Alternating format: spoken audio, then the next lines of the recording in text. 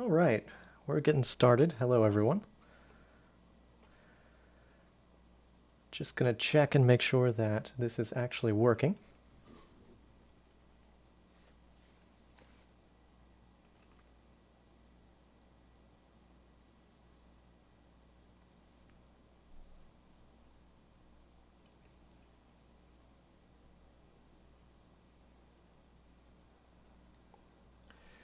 Let's do a quick audio test just to make sure.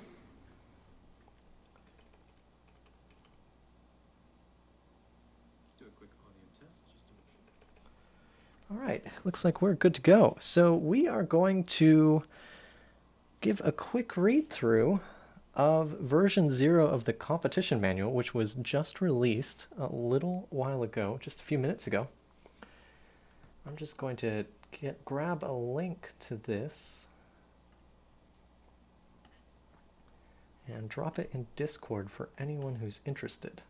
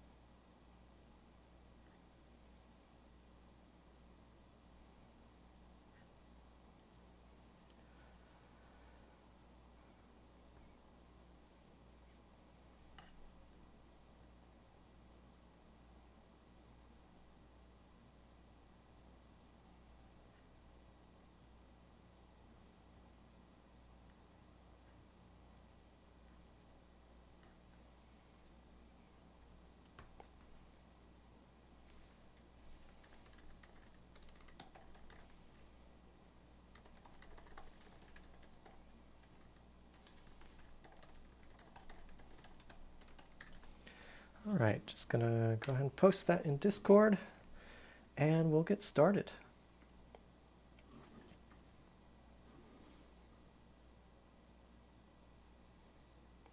Here's all right. So let's go ahead and go find the manual, which is going to require things to actually work for me.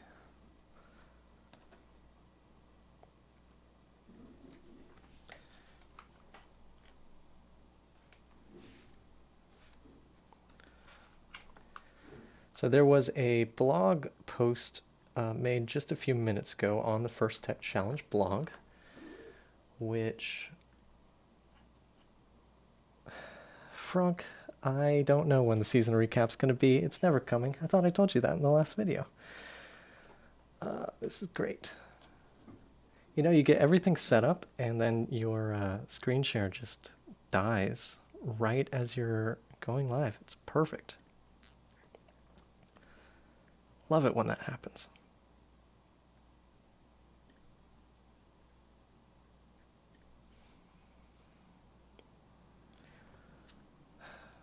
It's always something.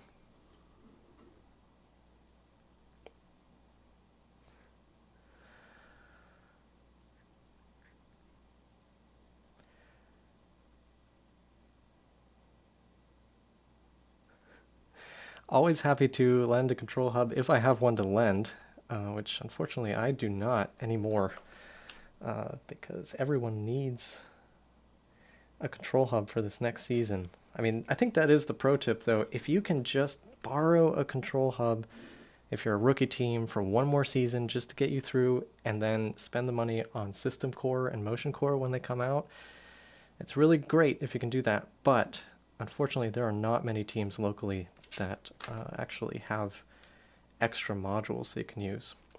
But even if you have to use some spare expansion hubs and a phone just to get you through one season, if you're a rookie team, I think that's a good plan.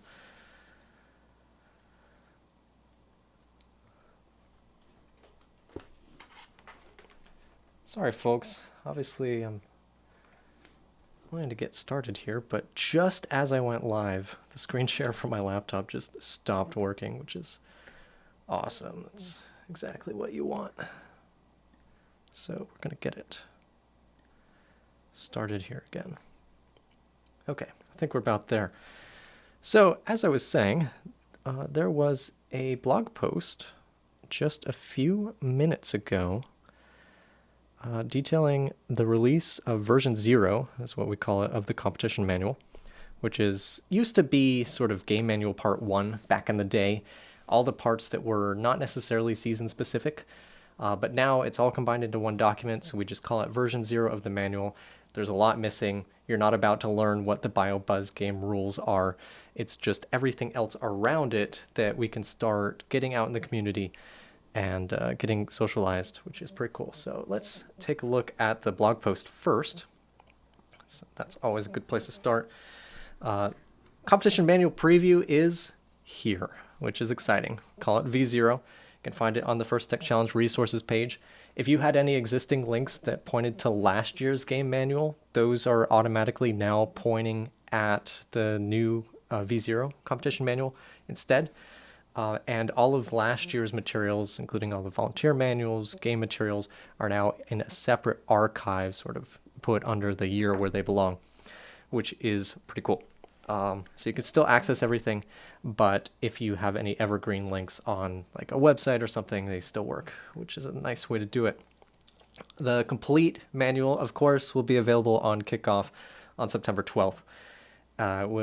It's going to be fun. I can't wait for this game to get out into the world.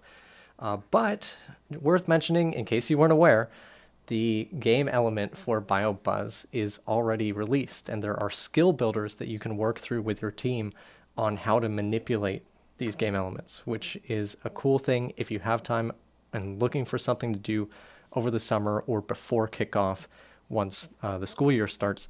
Then you can always work through those, and it's a great way to sort of build the capabilities and get ready for the new season, even though we still don't know what it is.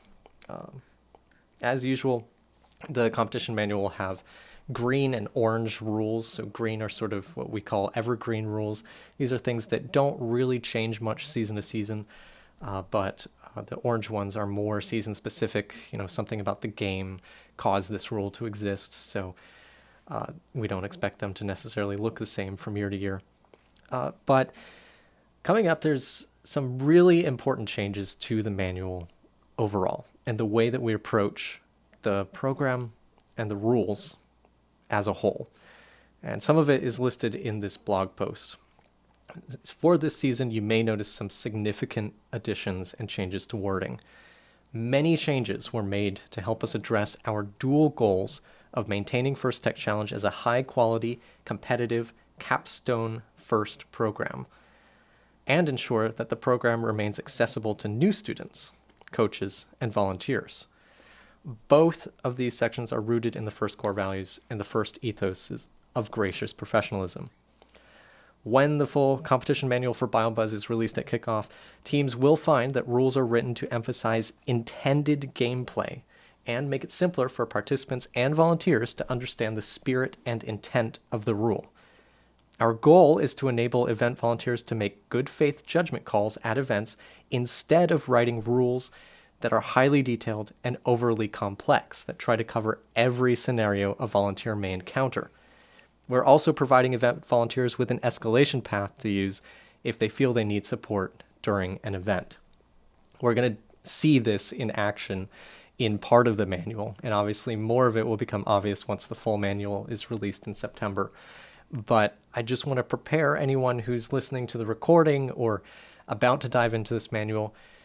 Section 1 is really important. And often Section 1 is something that you kind of skip over because it doesn't really change season to season, and it's mostly what is first? What is First Tech Challenge? But this season in particular, there's a lot of text in there that you really need to read and understand because it's setting the stage for a new way of approaching everything we do in the program. So we'll take a look at it, but just be aware that this is not a section you want to skip this year. Teams should make sure to read the updated competition manual in its entirety, and don't assume that just because something was true in previous seasons, that it's true in this season as well. We've highlighted some of the major changes below, so I'll just skip through these quickly because we're going to read it. But Section 1 has a lot of content about the spirit of the competition. It's a must-read this season. New content has been added outlining what it means to be a first team and the standard for how to be a strong competitor, while also treating one another with respect and kindness. Included is the competition integrity contract, which is, if you read nothing else before the season starts, the one thing you really want to pay attention to. This flows into some other things like inspection. We have a rewritten inspection section that has additional information about what to inspect during inspection. So we'll see that it's a bit more of a narrative rather than rule-based. And several rules which used to describe the procedures of what you're going to do when you're in inspection have been removed. And it's just a description rather than a rule of you must do this or this is how it's going to work. So a little bit different format. Awards are a big thing, and we probably won't see much of this immediately after kickoff because you won't necessarily be attending events immediately. But the structure interview is now called the initial interview. This is the interview that traditionally in the past you've gone into a room with judges and presented for a certain amount of time, had a certain amount of time for Q&A, and then you exit and the judges have time for notes. We're now calling this the initial interview, and the actual experience of this interview may be different depending on where you are. If you were at First Championship this past season, you may be aware that there was an initial interview that happened in the pits. Teams did not go to a judging panel room and present formally in that room. Instead, judges came to teams in the pits and had the initial interview there. And some of the changes you'll see reflect this experience with a little more guidance around it since it's rolling out to more places. And of course, you can also have remote judging if that's appropriate for your region. And there's a lot of changes to the robot construction rules. We'll get into it. So let's go ahead and take a look over on ftc-resources.firstinspired.org/ftc/game. This is the same place where you got the competition manual last season, and that is where you will find version 0 of the competition manual today. So let's dig into it. If you have thoughts or questions along the way as we're going, feel free to throw it in chat. I'll glance over every now and then, and in between sections we can have a little chat about what we're reading. But for now, welcome to BIOBUZZ. This is the competition manual pre-season version 0. Skipping over the table of contents and straight into section 1, which is titled Introduction. 1.1, About First. First, for inspiration and recognition of science and technology, was founded to inspire young people's interest in science and technology. Since its founding, FIRST has grown to be the world's leading youth-serving nonprofit, advancing STEM education, and has become a worldwide movement, inspiring innovation, building confidence, and preparing young people for the future.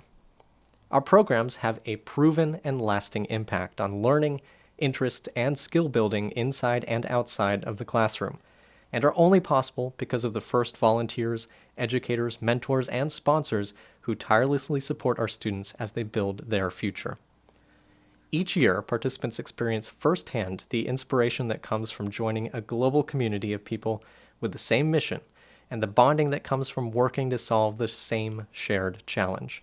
FIRST students will go on a journey of discovery that merges the rigor of STEM learning with the fun and excitement of traditional sports. Please visit the FIRST website for more information about FIRST and its programs. We have the purpose, vision, and mission of FIRST listed here in the manual. 1.2 talks about FIRST Tech Challenge specifically. FIRST provides a wide spectrum of robotics experiences designed to meet students where they're at, engaging and exciting students at every level, whatever their circumstances. What makes FIRST Tech Challenge special among the family of exceptional FIRST programs? Scale, skill level, complexity, flexibility, and student ownership. Let's talk about each of those. First, scale. With a classroom-sized field and classroom-safe robots, FIRST Tech Challenge can be implemented anywhere students want to gather. The ability to succeed with smaller teams provides a social structure in which students on a team can either excel in all roles or specialize in a single role. Skill level. First Tech Challenge provides challenges for students looking for championship play with advancement opportunities and for those just now learning to play in their own classroom. It provides a scaffolded experience for growth that does not require experts to drive the experience, only caring adults to enable self-exploration. Complexity. Robots can be fully built from a basic starter kit, fully fabricated from custom designs, or built in a way that mixes both approaches. There are opportunities for advanced manufacturing, but non-classroom tools are optional, not required. Flexibility.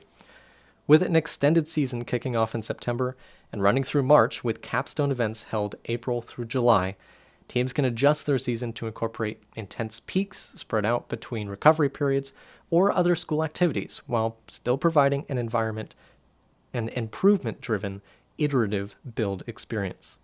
Finally, student ownership. Smaller teams competing in an extended season with classroom-safe robots enable students to learn independently through self-exploration and feel ownership over more of their team's journey. And of course, First Tech Challenge provides all the opportunities for community, collaboration, outreach, and growth found across the FIRST programs. Please visit the First Tech Challenge webpage for more details.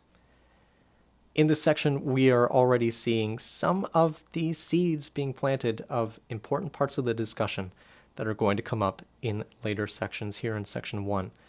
Scale and skill level being some of them.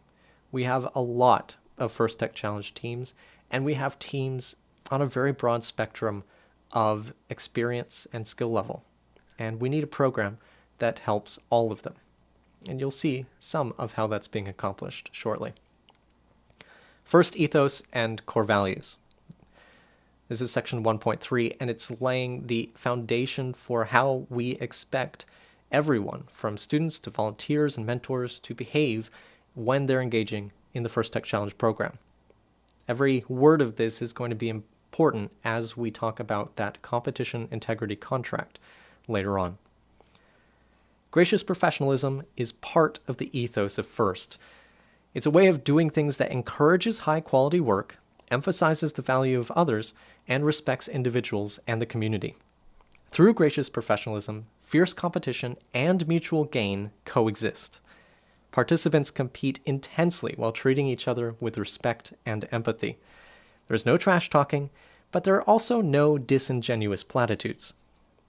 Knowledge, competition, integrity, and empathy blend comfortably.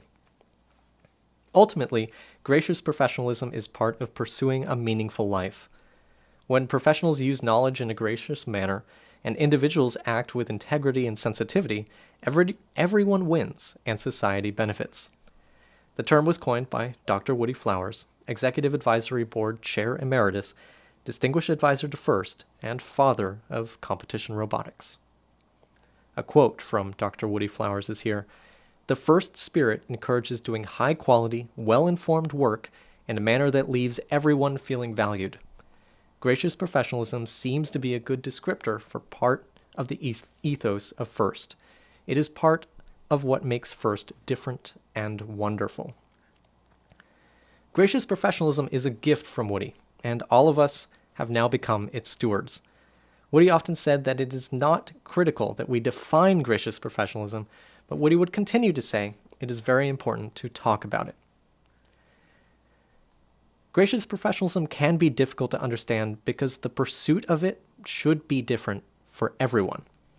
When talking about gracious professionalism, it is quickly evident that it has come to symbolize all that is good inside all of us, and all that is good when we interact with one another in our world.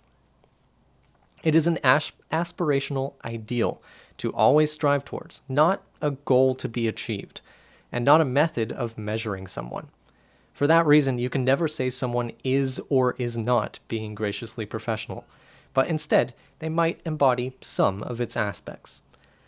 Whenever something is being discussed as not GP, it's more appropriate to talk about specific behaviors that need improvement. Was the person disrespectful? impolite, dishonest. Being graciously professional is more than any of its individual attributes. Some possible meanings of gracious professionalism include gracious attitudes and behaviors that are win-win. Gracious folks respect others and let that respect show in their actions. Professionals possess special knowledge and are trusted by society to use that knowledge responsibly. And gracious professionals make a valued contribution in a manner pleasing to others and to themselves. In the context of FIRST, this means that all teams and participants should learn to be strong competitors, but also treat one another with respect and kindness in the process, and avoid leaving anyone feeling as if they are excluded or unappreciated. Successful teams spend time going over this concept and reinforcing it regularly. Team members should work together to identify real-life examples of gracious professionalism in practice, routinely highlight opportunities to display aspects of gracious professionalism to each other at events, and encourage every team member to suggest ways in which they can embody aspects of this quality themselves. There's a word cloud here of words which might apply to individuals embodying gracious professionalism. Another important term in First Tech Challenge is cooperation. Cooperation is displaying unqualified kindness and respect in the face of fierce competition. It is founded on the concept and philosophy that teams can cooperate and help one another even when they're directly competing against one another. The alliance structure of First Tech Challenge inherently showcases cooperation. A team's opponent in one match may be their alliance partner in the next. In this sense, every team benefits when everyone plays at their best. FIRST also has core values. The FIRST core values are fundamental to FIRST and unique to our programs.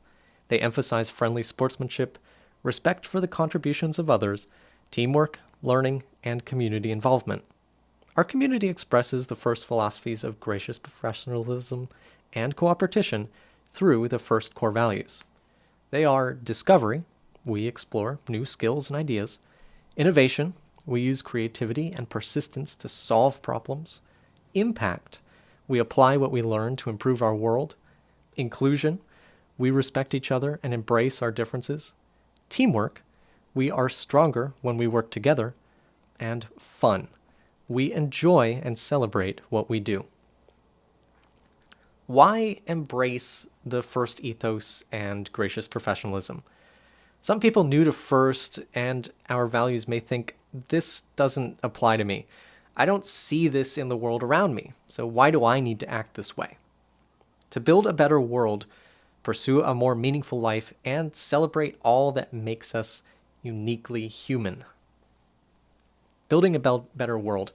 Our mission is to give young people the skills, confidence, and resilience to build a better world. What kind of world do we want that to be? What kind of culture do we want to be a part of?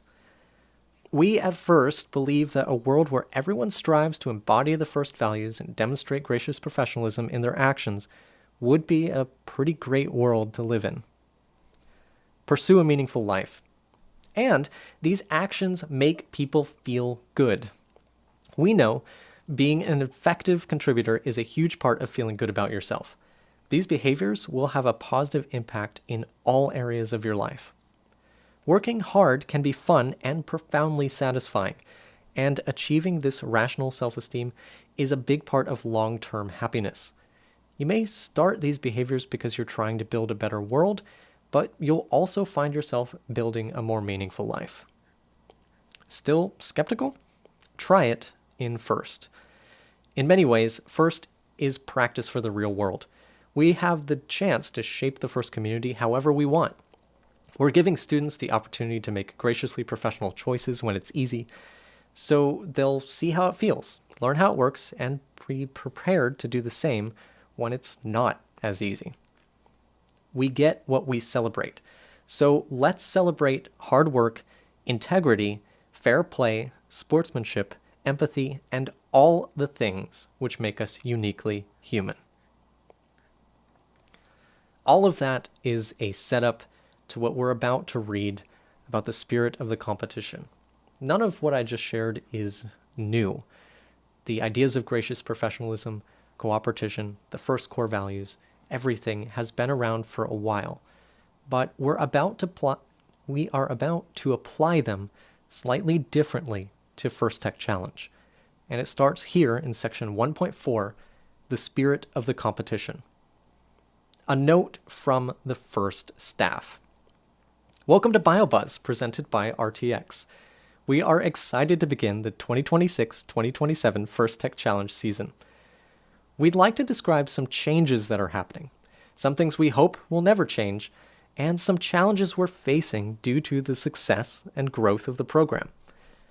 First Tech Challenge serves participants with a wide variety of backgrounds, ages, and skill levels. Our program is both a capstone experience and a foundational experience.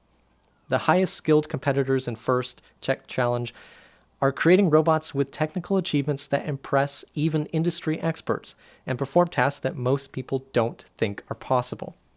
At the same time, First Tech Challenge provides an on-ramp for students and teams who are experiencing a robotic sport for their first time. Our games are played at levels which would rival the excitement and spectacle of any sporting event, but they are also played in classrooms, garages, and in school libraries. As veterans know, and rookies will soon learn, there are no perfect solutions, only trade-offs, only compromise. We must choose the trade-offs we believe provide the best balance of outcomes. Our commitment is that students and teams from across this entire spectrum find a welcoming home in First Tech Challenge. We will ensure every team can play robots in a way where they can meaningfully contribute to their alliance, iterate as they grow in experience, and feel the thrill that comes from competing in a true sport of the mind. Let's talk about season challenges, championship play versus learning to play. Whether you're the defending world champion or you're building your first starter bot, we will provide engaging games with challenges that enable student learning and skill growth. These challenges will include familiar themes from the past and to encourage building on the skills from prior seasons, while also including new dynamics which shift the meta, encouraging the community to continuously learn and experiment. First Tech Challenge will always provide high-integrity, championship-level experiences where our top teams can showcase their capabilities and find creative, exceptional solutions to the season's challenges. That is not changing. However, we also want more kids around the world to be able to participate in First Tech Challenge, even if they don't have any prior STEM experience and don't have access to a championship-level event. To do that, we need to make the program more accessible to students, coaches, volunteers, and local leaders. Competition integrity at all levels. The First staff and all First volunteers want every match of every competition to be perfect. Even if they can't be perfect, we want to protect the integrity of the competition and ensure fair play for all of our teams.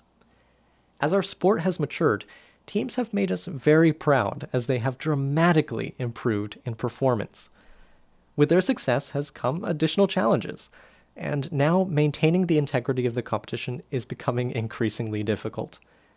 Recent years have placed more burden on our game design, our field designs, and our volunteers.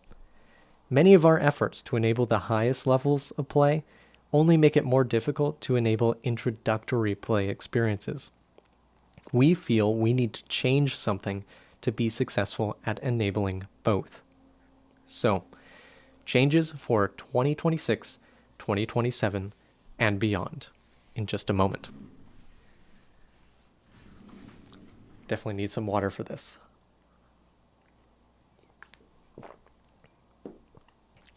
The 2026-2027 season includes a deliberate change in how we designed BIOBUZZ and wrote its competition manual. This change is something we plan to continue for future games and future seasons. The manuals from prior seasons focused on covering exact circumstances and details, removing flexibility in favor of attempting to cover all scenarios. The BIOBUZZ manual emphasizes the spirit of the rule and empowers event volunteers to make good faith judgment calls.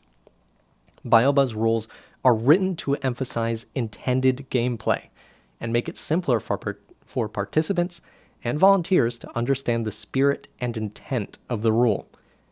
The rules are designed to allow volunteers to watch for larger behaviors and strategies that run counter to the spirit of the competition, rather than be required to watch for and record every action or incident that occurs. For example, strategically blocking an opponent from access to their gate versus going into an opponent's gate zone, both examples from last season. This will make it easier to volunteer, allow volunteers to focus more on supporting teams in line with the spirit of first volunteering, and result in a more consistent competition experience for everyone.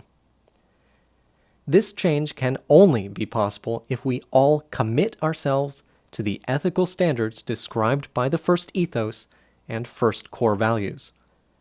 We still want teams to compete to win. We want that to be done in a manner that is gracious and respectful to both their fellow competitors and the event volunteers enforcing the rules.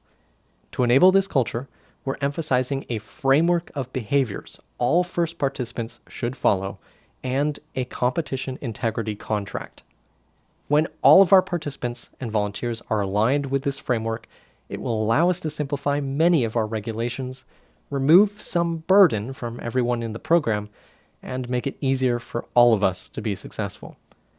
Thank you, and we look forward to everything to come this season. From the First Tech Challenge staff.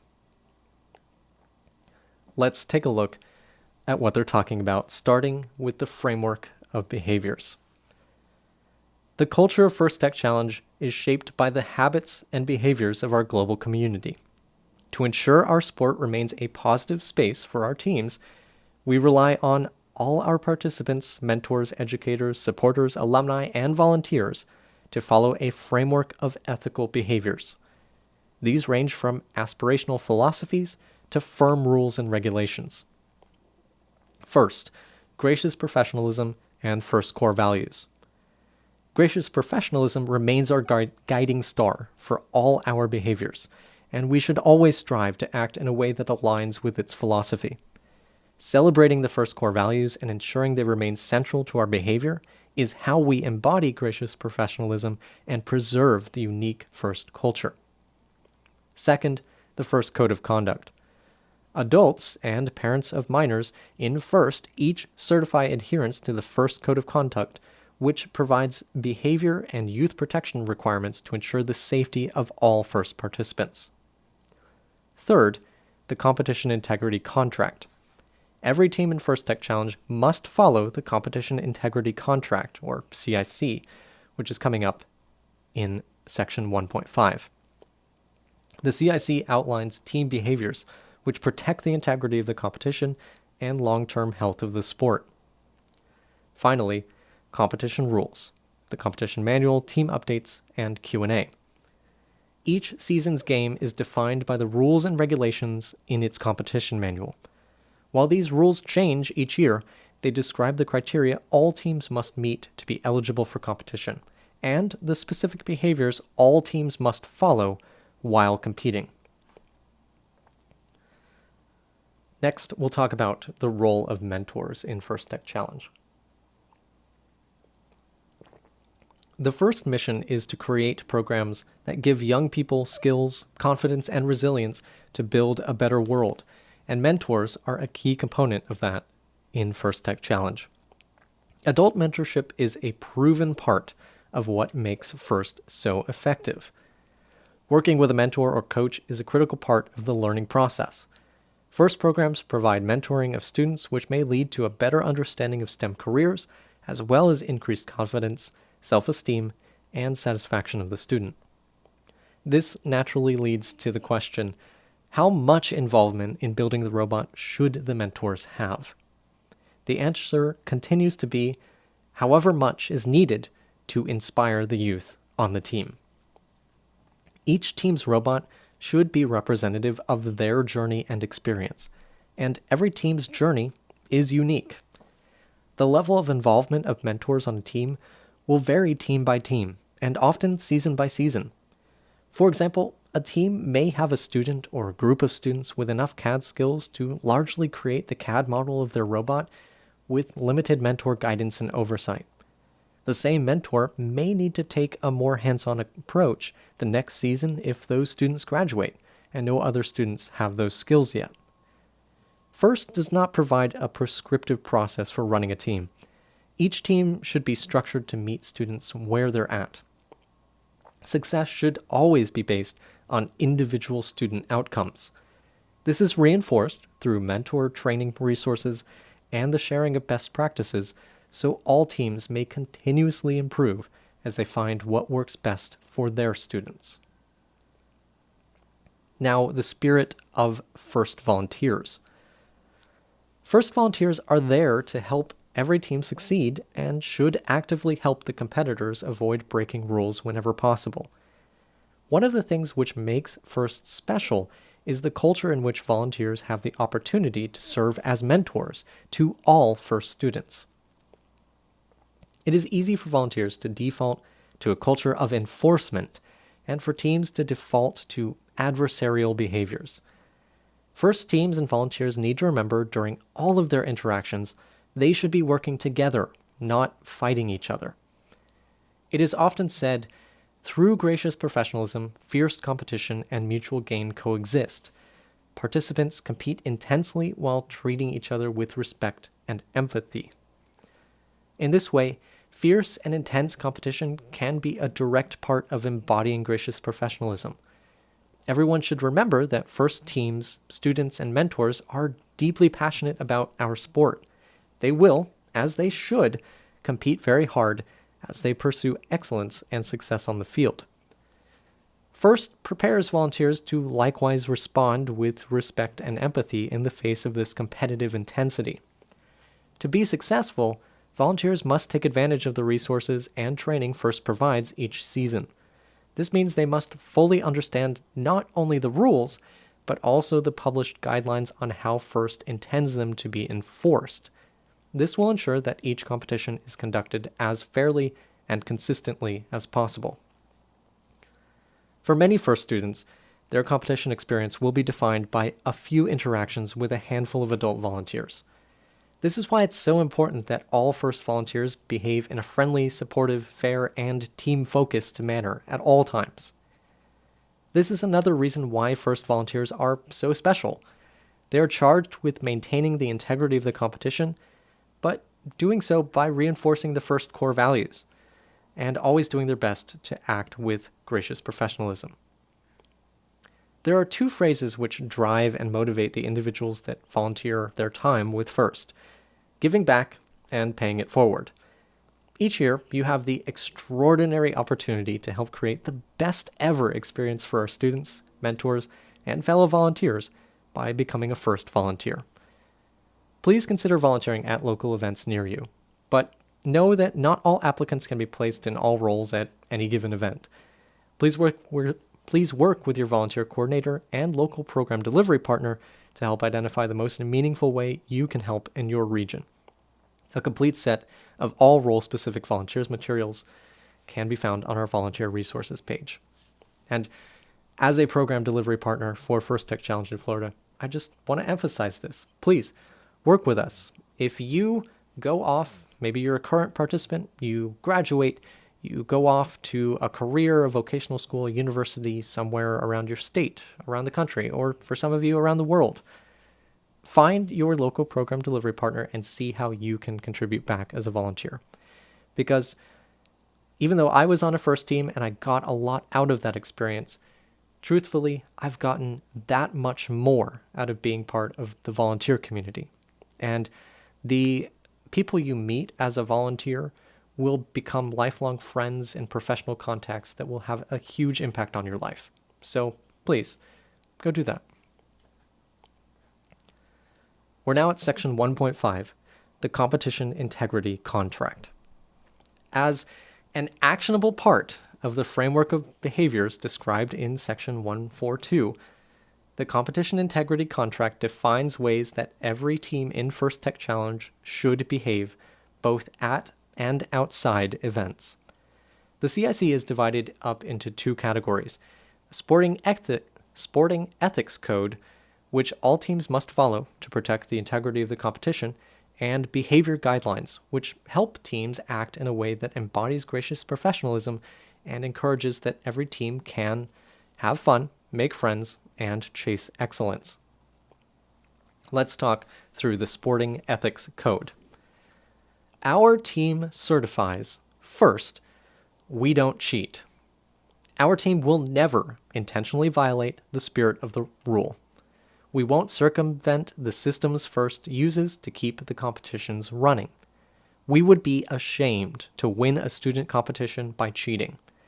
The only true win comes when everyone is playing by the same rules, with honor, fair play, and integrity. Second, we always behave with integrity. We take pride in behaving with honor even when no one is watching. We appreciate the spirit of first volunteering, and we want the volunteers to focus on supporting teams rather than simply enforcing rules. We understand that teams need to abide by all the regulations, even the ones that are not checked. Our actions are based on what is right, not what we think we can get away with. Third, we play the game as intended. We understand the sport is designed to be Red Alliance versus Blue Alliance. It is not supposed to be teams versus volunteers. We understand the rules aren't designed to list every possible situation that can occur. Our team will not try to gain an advantage by using any loopholes in the rules. If there is ever ambiguity in the specific wording of the rule, we will look to the intent of the rule and the spirit of the competition to guide our behavior. Fourth, we know our team doesn't enforce the rules. Our team values fair play and good sportsmanship. If we see something which we know is inappropriate, we will politely bring it to the attention of competition staff. We understand it is the responsibility of the event staff and first headquarters to handle any escalation and mitigation.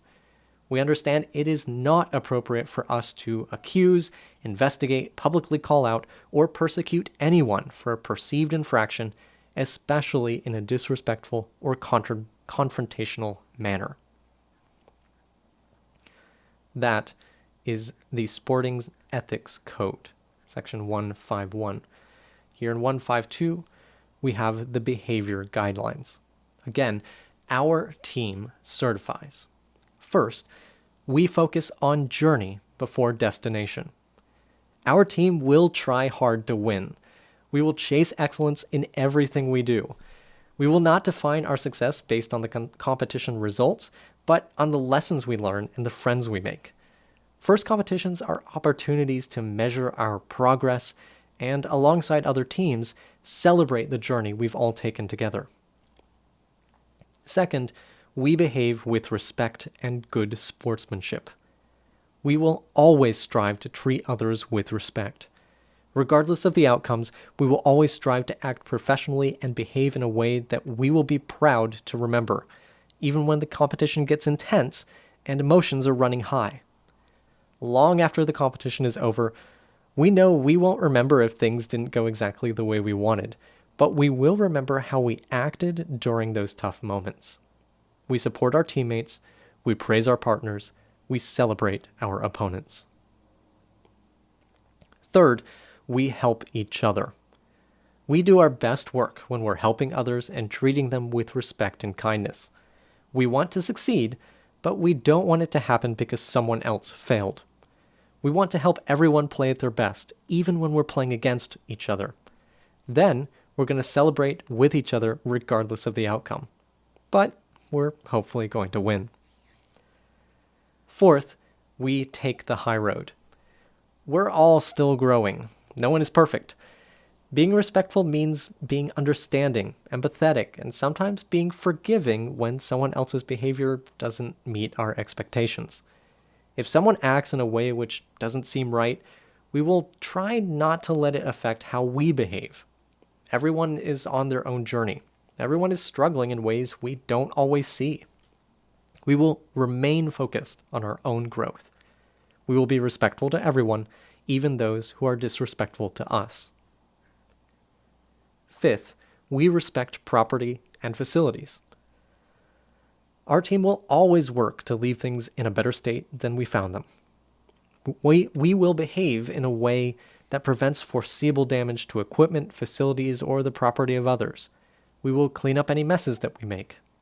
Accidents happen, and we will report any accidental damage to the appropriate individuals. Sixth, we build a positive culture of safety. We will never knowingly jeopardize our own safety or the safety of those around us. Our team will enable the safety of everyone we meet. Instead of a culture of safety enforcement, we emphasize teaching safe decision-making and understanding safety best practices. In doing so, we help our members learn how they can be safe, even in unfamiliar situations. We make healthy choices. The competition is exciting, and sometimes there's a risk of it becoming all-consuming of our time and attention. We understand that to succeed in First Tech Challenge and in life, it's important to prioritize our mental health and physical health. Even when things get very busy, we will ensure everyone on our team is staying hydrated, eating well, staying active, getting enough sleep, and taking regular breaks.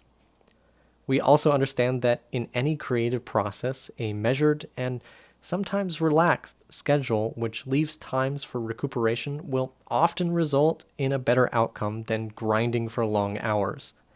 We know our team is most successful when every member is at their best, both at competitions and outside them. Finally, we're all on the same team. This is a global community of great people with unique backgrounds who all have experiences to share. On the field, teams are supposed to compete fiercely against one another. Off the field, we're all on the same team. Students, mentors, volunteers, event organizers, everyone is here for the same reasons. We're going to have fun, play robots, share stories, and build something awesome. Learn from everyone we meet, celebrate cool stuff, and more than anything, we'll be excellent to each other. Those two sections establish the goals of what we are trying to achieve, the behaviors we want to see in First Tech Challenge. Now let's talk about infractions, mitigations, and escalation. Violation of the CIC may require escalation and/or mitigation depending on the circumstances of the infraction. These infractions may occur at an event or outside of events. Escalations for violations related to a specific competition regulations are outlined in the escalation guidelines, which are coming soon. They'll be part of the kickoff release of the BIOBUZZ manual. Some situations may require escalation to competition volunteers, such as a lead robot inspector, head referee, or first technical advisor for mitigation. More serious violations, especially violations of the sporting ethics code, will be escalated to the event director and/or to first headquarters. At the discretion of first headquarters, these violations may result in the team being sanctioned and/or disqualified from current and/or future events. Following an investigation at the discretion of first headquarters, serious violations could result in a team or individuals being suspended or permanently removed from the First Tech Challenge program. First has an open door policy. Concerns from an event may be brought to the attention of First Headquarters by emailing customer service at firstinspires.org or contacting support.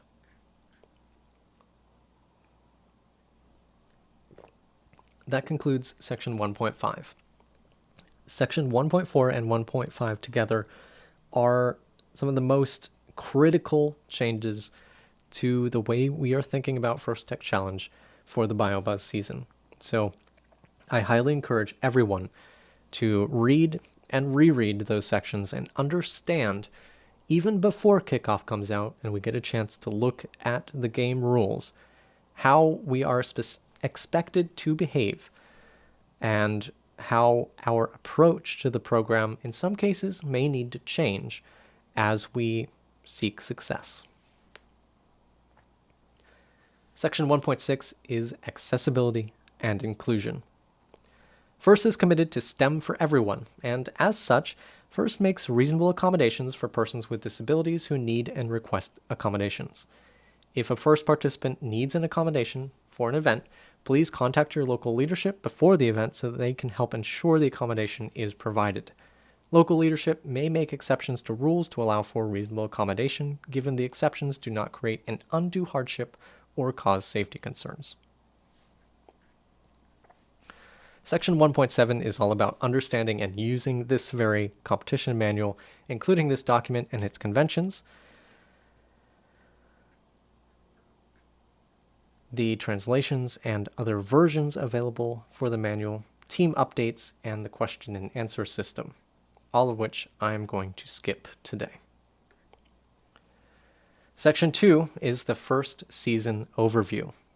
We are in the first Canopy season playing BIOBUZZ presented by RTX, and our tagline is Engineer a Thriving Planet with FIRST.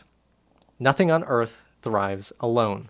Every gene, species, and ecosystem is part of a rich web of biological diversity that powers clean air, fresh water, and food. With STEM as their tool and nature as inspiration, today's boldest innovators are finding new ways to strengthen the connections that protect our shared home. Building, problem solving, growing stronger through teamwork. Welcome to First Canopy, our 2026-2027 robotics season inspired by nature. Building, problem solving, and growing stronger through teamwork. We've made it to Section 3, Competition Eligibility and Inspection. And this is the first section we're reading that has rules which begin to implement some of the changes we just talked about in Section 1.4 and 1.5. Starting with team eligibility rules. Teams must be registered with FIRST. Teams must be competition ready in order to compete in FIRST Tech Challenge official events and earn match points or be eligible for judged awards. This has a different meaning in North America and outside of North America, but if you have any questions, you should contact your local program delivery partner for more information. The local partner may also, in rare cases, make exceptions for things like delayed payment and other things like that. That was Rule I-101. I-102, check in at the event on time. An adult team member must check in at the pit administration station or designated check-in station no later than 45 minutes before qualification matches are scheduled to start, unless otherwise specified or approved by the event director. Check-in must be completed by a team adult, and at least one student must be present at the venue before check-in can be completed. There are other check-in requirements which will vary by region, and you should contact your program delivery partner for more information. I-103. A responsible adult must be present for the whole event. At least one, preferably two, adults responsible for the student team members must be present at all times during the event. Responsible adults are recommended to be listed on the team roster. Section 3.2 covers awards eligibility rules. To be eligible for team judged awards, a team must participate in an initial interview. This is described in Rule A-203. For some awards, submitting a portfolio, which is described in A-201, is also required. Teams competing in multiple qualifying or league tournaments or at events outside of their home region are subject to other rules, A-213 and 214. Details on a home region can be found in Section 4, titled Advancement. Complete details and rules about First Tech Challenge Awards can be found in Section 6, titled Awards. We're going to talk about more things related to eligibility and what it means to have a home region, and introduce a new type of tournament later in this manual. Section 3.3 is about match eligibility rules.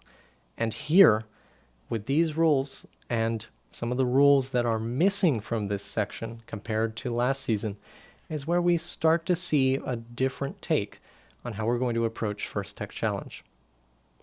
Prior to participating in qualification or playoff matches, teams are required to pass a robot inspection facilitated by inspector volunteers. The goal of inspection is to ensure the team's robot meets baseline safety and competition requirements before engaging in match play. Note that some events may offer scheduled practice matches. Teams are permitted to participate in scheduled practice matches before passing inspection, but they may not participate in unscheduled or filler line practice matches before passing inspection. Teams are responsible for ensuring their robots are safe and will not damage the playing field. The FTA, LRI, or head referee may prohibit a team from participating in a practice match if they determine that the robot is unsafe or likely to damage the playing field. We're starting to see some of this language where teams are responsible for ensuring certain things. Inspectors may not have an opportunity to take a look at your robot and see that it is actually safe to be on the field before you take the field for a practice match. It is your responsibility and part of the spirit of what we're trying to do that you will make sure that you're not showing up at the field with something that is unsafe or going to hurt people, even if we don't have a chance to check it. Let's talk about inspection. Inspection is often one of the first activities a team experiences upon arrival at an event. Some events may assign specific inspection time slots for teams, and others may schedule a general span of time for teams to complete inspection. Teams are responsible for completing inspection within the scheduled time. During inspection, student team members present their robot, all components that will be used by that robot, and their operator console. Inspectors will review baseline safety and competition requirements with the team. If any requirements are not met, inspectors will work with the team to find a resolution. The lead robot inspector has the final authority on a team's eligibility to participate in qualification and playoff matches on matters related to robot construction. Teams may power on and enable their robot during inspection to demonstrate adherence to robot construction rules. Team members should let inspectors know if the robot must be powered on or enabled to meet any of the inspection criteria. Team members should also inform inspectors if the robot, in its inspection configuration, has any stored energy, for example, springs stretched, and collaborate with each other to ensure a safe inspection experience. In this description of the inspection process, we are again seeing a lot of statements about what team members should do and what the responsibility of the team is. And we also have this phrase, baseline safety and competition requirements. Inspection is not going to check everything, but it is still the team's responsibility to adhere to all of the competition requirements. And an orange box that describes exactly what I just said. Inspection is not comprehensive. Teams are expected to adhere to the spirit of the rules in Section 12 about robot construction rules, even if inspectors do not check every part of the robot. Teams that strategically circumvent robot construction rules to gain a competitive advantage are not adhering to the competition integrity contract and may be subject to mitigation. An inspection checklist is available to help teams self-inspect their robot. Teams are strongly encouraged to self-inspect before every event. Inspection may not happen all at once if, for example, a team needs to take a break to resolve a robot construction issue or participate in a scheduled practice match. The process may involve multiple inspection volunteers. Either the inspector or the team may request assistance from the lead robot inspector. Now let's see some of the rules related to inspection. First is I-301. Bring the complete robot and supporting equipment to inspection. Teams should present the robot and operator console with all components, including decorative parts, that will be used during matches. Teams are not required to use all the inspected components in every match, but they should not add any uninspected components to the robot without reinspection. Teams should demonstrate to inspectors all ways the robot will be configured for a match. And I302, certain limits apply to all configurations. The total number of electronics, like the motors, servos, Android devices, etc., used to build all mechanisms and base robot, whether they are used on the robot at the same time or not, must not exceed the constraints specified in Section 12 about robot construction rules. We're going to talk about reinspection in a moment, but those are now the only two rules about inspection itself. That's it. They are written in such a way that it describes what the expectations are for the team, and it is your responsibility to follow them in line with that competition integrity contract. Now let's talk about reinspection. Teams may make changes to their robot during an event after they complete their initial inspection. With some exceptions, all changes to the robot must be reinspected before the team can participate in further qualification or playoff matches. During reinspection, teams demonstrate the changes to inspectors and make any additional changes necessary to meet baseline safety and competition guidelines. Reinspection may also be requested by the head referee or first technical advisor if they observe potentially unsafe or disallowed robot construction. Teams are encouraged to seek the advice and assistance of team support volunteers when making a change to their robot. Attempting to participate in a match with a robot that does not meet the rules in Section 12 about robot construction rules may cause unnecessary delays and stress for teams. Deliberately making changes to a robot after inspection to gain a competitive advantage without reinspection is against the spirit of the competition. Rule I303.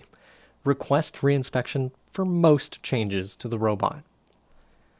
A team should request reinspection when it makes changes to a robot that may cause it not to comply with safety and competition guidelines, or when requested by the head referee or FTA. Reinspection is generally not necessary for the scenarios listed below unless they result in a significant change to the robot's size, legality, or safety. First, addition, relocation, or removal of fasteners like cable ties, tape, and rivets. Addition, relocation, or removal of labeling or marking. Addition, relocation, or replacement of the team's sign. Revision of the robot code. Replacement of a component with an identical component or a mechanism with an identical mechanism in terms of its size, weight, material. Or additions, removals, or reconfiguration of the robot with a subset of those mechanisms that were already inspected. All of those situations is generally not necessary to get reinspection. All teams should make a good faith effort to comply with robot construction rules if they make changes to their robot during an event. If a team is unclear if reinspection is required, they should confirm with the lead robot inspector or field staff. For example, if a team is unsure if reassembling a part changes their robot's size, they should have it checked.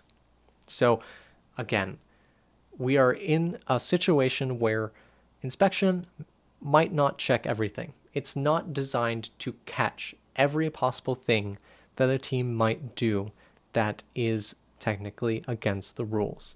We expect teams to follow the intent and spirit of those rules and construct their robot in a way that is safe and within those competition guidelines. Inspection is just going to check the baseline safety and competition requirements.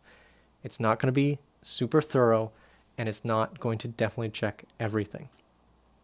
It's your responsibility to make sure that you are building your robot the right way.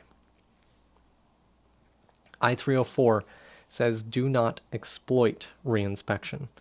Teams may not use the reinspection process to circumvent any other rules. That's the end of Section 3, all about competition eligibility, and mostly focused on inspection. We're now on to Section 4, titled Advancement. Teams are only eligible to advance from events in their home region. Teams may be invited to compete at tournaments outside of their home region. However, they are not advancement eligible from these out-of-region events. I always enjoy when I get the opportunity to have teams from outside of the state join us at a competition here in Florida, but this has to be arranged carefully because, for example, depending on the type of event, we use leagues here in Florida, it may not actually be possible to integrate those teams into the matches because it will affect the league rankings of all of those teams. So if you're interested in participating outside of your home region, please talk to your local program delivery partner.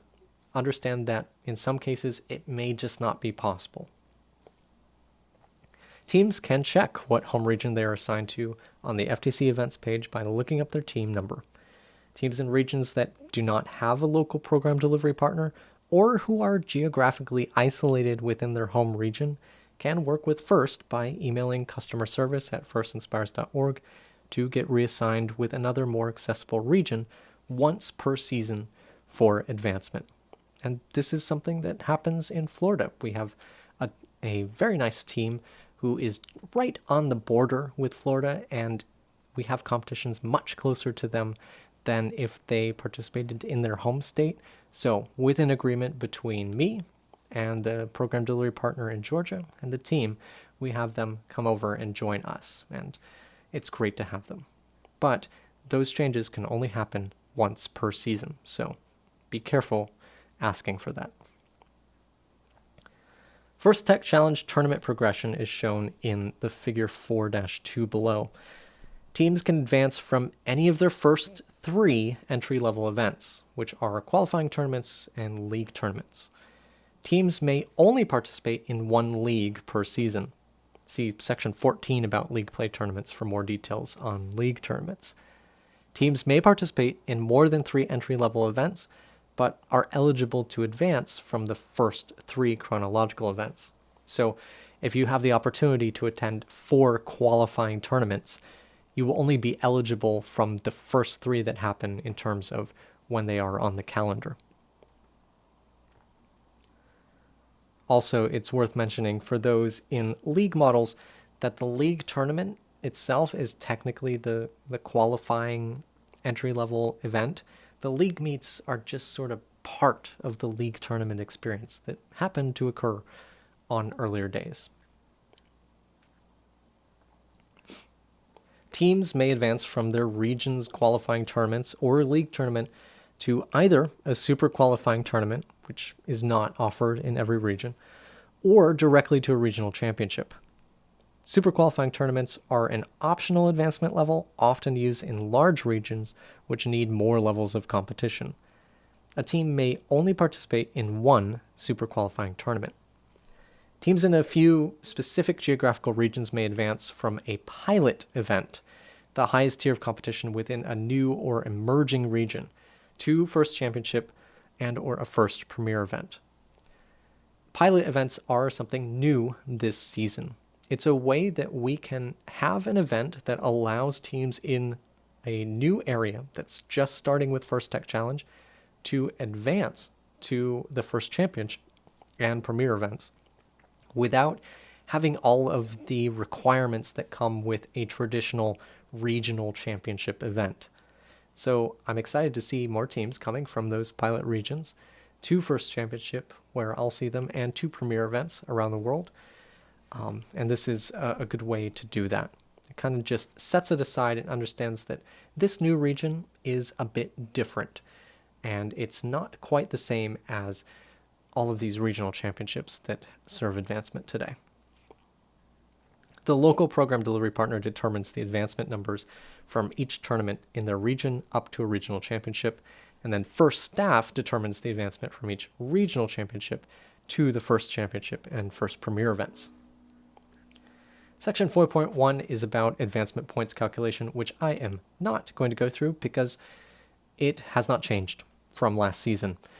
We introduced a new advancement system last season where you get points for everything you achieve throughout the day on tournament day, from the awards that you earn to the alliance that you are captain of or pick for, to how far you get in the playoffs, and what your qualification ranking is. And all of that gets added up, and that determines advancement. It's a more holistic way of thinking about who should advance to the next level of tournament. I've really enjoyed it. I think it's been a great change, and there are no changes to that I'm aware of for this season. Just a note that if you are curious about how advancement gets distributed between different regions to go to First Championship and Premier events, those are published to FTC events. You can go and take a look at last year's advancement. It shows up right on the page where it says 8 teams advance to the next level. And these numbers are, at least for the First Championship and Premier event, are determined by First HQ at a particular point in the year. This year it will be November 17th, 2026 will be the cutoff. So if you have the option to register a team on November 16th or November 18th, go ahead and do the 16th, because then your team will be counted in the total number of teams that contributes to how many teams get to advance from your region to the First Championship and Premier events. Now let's talk about Section 5, Event Rules. This section includes general rules, which apply from the beginning of the public schedule when teams arrive through the end of the event with departure from the venue. There's a universal violation note. Sounds severe. A violation of any event rules will result in a verbal warning. Egregious or subsequent violations of an event rule may result in escalation to first headquarters and or disqualification for the teams from matches and awards. Criminal behavior will not be tolerated and will result in removal of individuals involved and or disqualification for the team from the event. Any items that are deemed unsafe or outside specifications by first personnel or the event director must be removed. Additional rule-specific violations, if applicable, are listed with their corresponding rule, but even if not mentioned, everything I just read applies to all of the rules. There is an accessibility statement, very similar to one we already read. Rules around safety and security within this section are minimum requirements, and program delivery partners are able to implement increased restrictions due to local or venue requirements. For example, requiring badging for all attendees, reserving seating for accessibility. Partners should communicate additional local requirements early enough to allow teams to plan. So even though these rules are spelled out, it does not mean that I, as a partner, can't also say, hey, at this particular venue where we're going to have our regional championship, they also have these additional restrictions where you can't bring outside food or drink, for example. Those also apply, and you should be aware of them. E101. Personal safety comes first. All team members must observe the following safety practices throughout the event.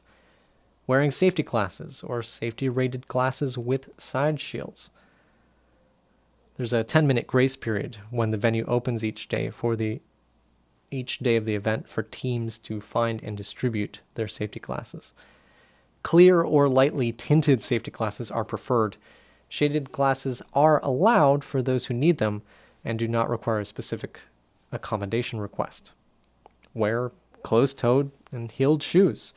Control entanglement risks by tying back long hair and removing other dangling decorations, including lanyards, spiritware, and rings, as needed while working on or around a robot or robot-related materials or tools. Wear appropriate clothing. Walk in the venue, and comply with government and venue-specific health and safety requirements in place for that event. Teams are responsible for bringing their own personal protective equipment, including safety glasses. For more information, you can reference the first safety manual. E102 is be respectful. All participants should follow the framework of behaviors listed in Section 1.4 while attending a First Tech Challenge event. Uncivil behavior toward any participants is not tolerated. There are a few examples of inappropriate behavior included here, which are not limiting. The use of offensive language, weaponizing gracious professionalism, intentionally blocking the view of other participants, anything that interferes with a robot or the arena operations. Examples of particularly contemptible behavior that may result in ejection from the event include, but are not limited to, assault, threat, harassment, bullying, insulting, swearing at another person, or yelling at another person in anger or frustration. E103 says children under 12 must be accompanied in the pits by an adult at all times. E104 says respect the venue. E105, event resources are for competing teams only. E106, practice only when and where permitted. E107, work in designated areas only. E108, some things do not belong at events. I remember a few years ago, there was a change to something that looked like this rule to remove the word drones. It's back because we no longer have paper airplanes called drones as part of our game. E109, do not arrange for any additional services or utilities. Please don't show up at an event and run your own electrical cables. E110, do not sell stuff. E111, no loud music. E112, hang banners with care. Often there are restrictions at venues on what kinds of banners can be hung, so please pay attention to that. E113, limit flag and flagpole size if used in the arena. E114, no firearms or other weapons. 115, inspection is required for practice field access. You do not have to get inspected in order to attend your scheduled practice match, but you do need inspection to attend an unscheduled or filler line practice match or to use the practice field. E116, do not record anyone at the event without their consent. 117, enter only one robot in the tournament.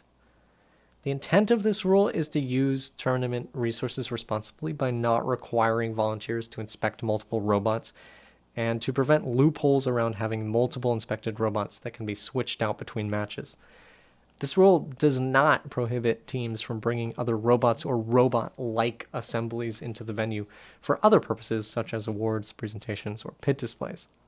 It is expected that teams will update, make changes, or even build multiple robots during a season. This rule only applies to bringing multiple different robots to a single event to play matches. My advice to any team, if you're bringing a robot as a demo robot or for judging purposes, just make it clear in some way, even if it's just a sign that you wrote on a piece of paper and attached to the robot, that that is not a robot you're using for competition. And make sure that your inspectors and any of the field staff know they're not going to see that robot. And finally, E118, no saving seats, unless they're reserved by the event director, for example, for accessibility reasons. Machine shops and host team build spaces. Rarely, some events host a machine shop or open their team's build space during specific hours to help teams with repair and fabrication of their robot. Machine shops are typically sponsored by the local host organization. In most cases, the machine shop is on-site and readily accessible to all teams. All competing teams should have access to the same resources. So if you are helping to host an event and it happens to be in a space that you as a team have control of or regularly practice in, just be aware that you should be providing equal access to all of the resources there. 5.3 is wireless rules. No wireless communication.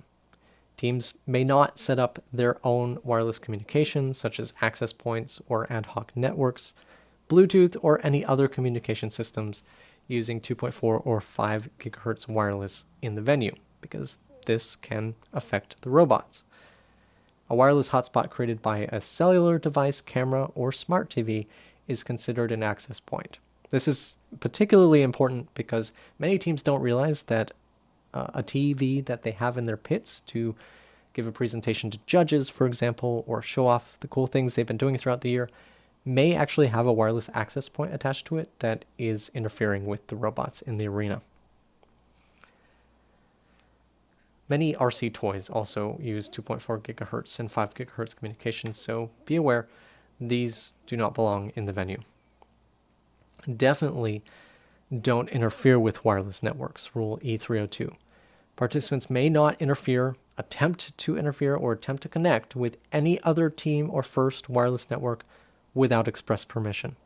And if you suspect wireless security vulnerabilities, please report them to the first technical advisor or event director at your event, or to customer service at firstinspires.org if you're outside events. Section 5.4 describes load-in. 5.5 describes the pits.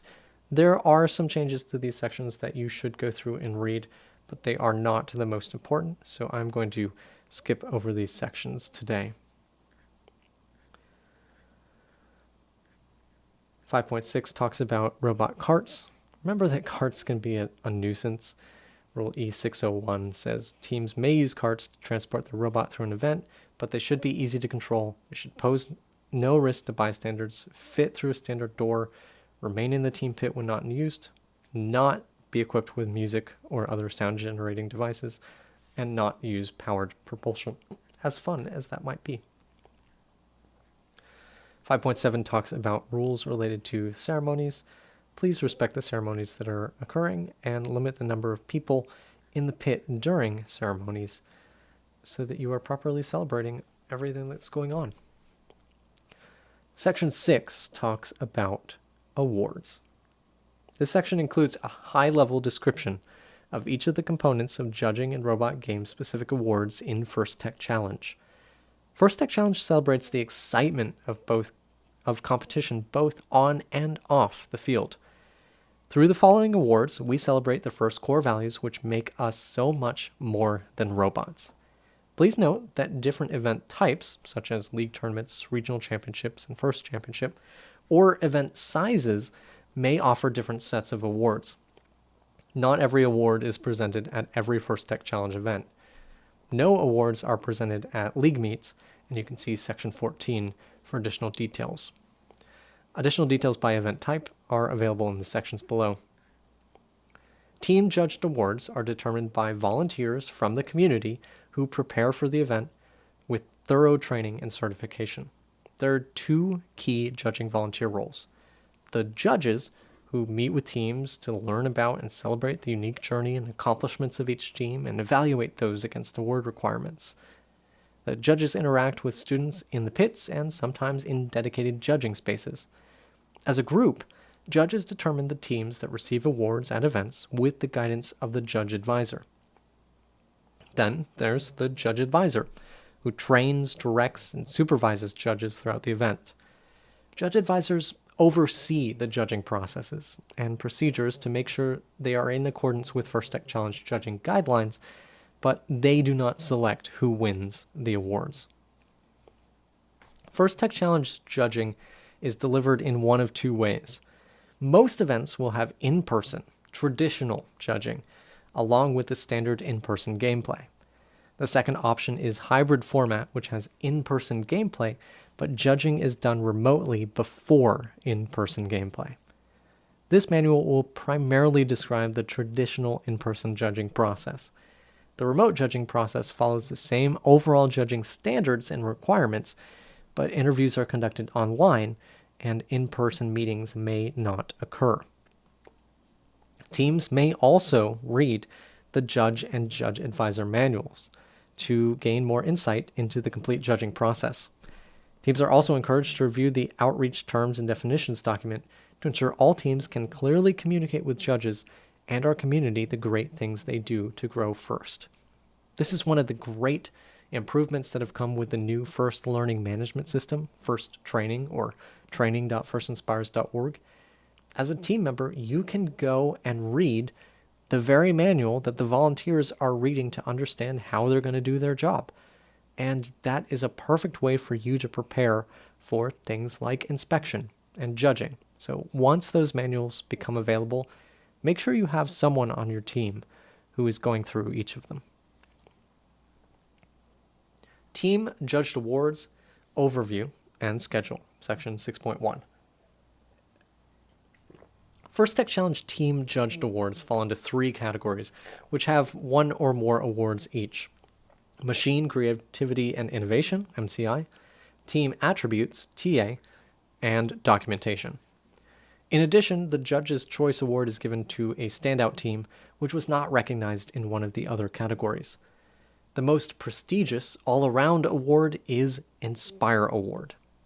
The local program delivery partner may elect to give additional awards to celebrate local sponsors or initiatives, but these awards are not considered team judged awards for the purposes of advancement calculations, as described in Section 4. The Inspire Award recognizes teams who excel in MCI, TA, and documentation accomplishments. This team is an all-around inspiration for others. MCI Awards recognize the technical accomplishments of teams in the brainstorming, design, construction, operation, and control of their robots. TA Awards recognize teams who have expanded their skill set, created a plan to sustain their program and team, and spread the message of FIRST throughout their outreach. The Think Award specifically recognizes teams who masterfully document their team's processes and robot using their portfolio. The Judge's Choice Award recognizes a team whose unique efforts, performance, or dynamics merit recognition, but doesn't fit into any of the other award categories. The judges will gather information from the teams through several different pathways. All teams will have the opportunity to submit a team portfolio, which should document aspects of their team which directly support the team judged award criteria or information which they would like the judges to consider. All award winners chosen by the judges are recognized as being positive examples of the award criteria, not necessarily the best teams. Judges will only consider the published award criteria in Section 6.3, titled Team Judged Award Descriptions. Teams may participate in judging regardless of the inspection status of the robot and are eligible for awards even if they are attending the event without a robot. Absolute worst case scenario, if your robot gets lost in shipping or something happens and you aren't able to bring it to the event, you can still show up and attend a judging interview and be awarded an award and even advance. So always keep that in mind. Sources of information considered for awards. Judges will use the initial interview. This is a new term for the structured interview, and any follow-up interview and the portfolio, where applicable, as sources of information for each award consideration. In addition to the specific information sources judges use to evaluate teams, there are also sources of information which are specifically disallowed. Judges are strictly instructed to only consider information from the current event and the current season. For the purposes of judging, the current season begins on January 1st, 2026. Judges cannot consider information from outside of what they have seen or heard at the current event. Note, the current season begins on January 1st, 2026, meaning that work the team is doing over the summer, including outreach, skill builders, all of that can be considered by the judges.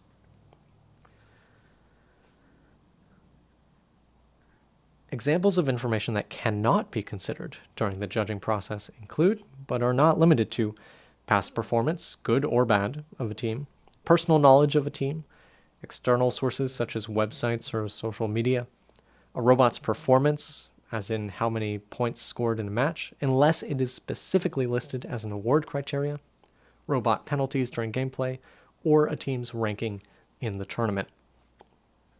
The awards are a method FIRST uses to inspire students and open their eyes to building a better future together. The judging process should foster a positive student interaction with judges who are independent, caring adults and can recognize their achievements and encourage them to continue learning. Let's talk about the initial interview, which was previously called the structured interview. It's been renamed for a very specific reason. All teams are encouraged to prepare for an initial interview session where the team may present a prepared oral presentation to a small panel of judges, followed by an open Q&A session. The initial interview may be conducted in one of three formats: scheduled in person, a planned meeting with judges at a specific time in a dedicated judging space; unscheduled in person, meaning the judging interview is not scheduled for a specific time.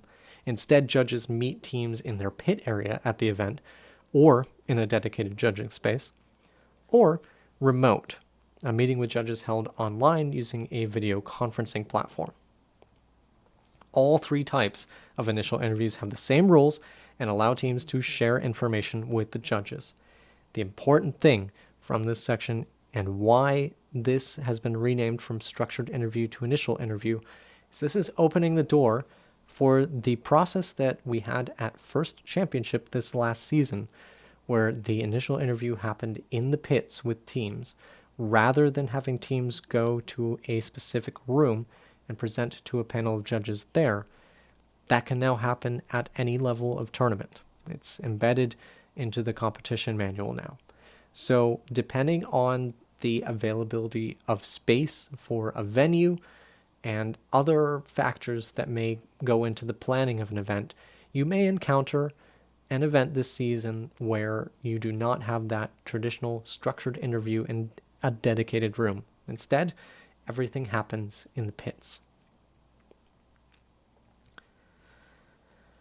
The timeline of the interview, however, is relatively unchanged. It starts with judges introducing themselves to the team and asking if the team has a prepared presentation they would like to start with. And this works if they're in a dedicated room or if they're approaching the team for the very first time in the pits. Teams may present to the judges uninterrupted for up to about 5 minutes per Rule A205. Judges will ask open-ended questions and interact with the teams for the remaining interview time. Then the interview is concluded by the judges. Judges will then go privately discuss the details of the interview and complete their feedback form, which will be posted soon. Judges identify the next team to be interviewed and then go repeat the process. The event director, in coordination with the judge advisor and the regional planning committee, is responsible for determining the format of that initial interview and communicating this information with the teams prior to the event. So you can reasonably expect that going into event day, you will already know which format you will be using, whether it's going to be that pit interview style or whether you will be going to a specific room, and you can help plan your day around that.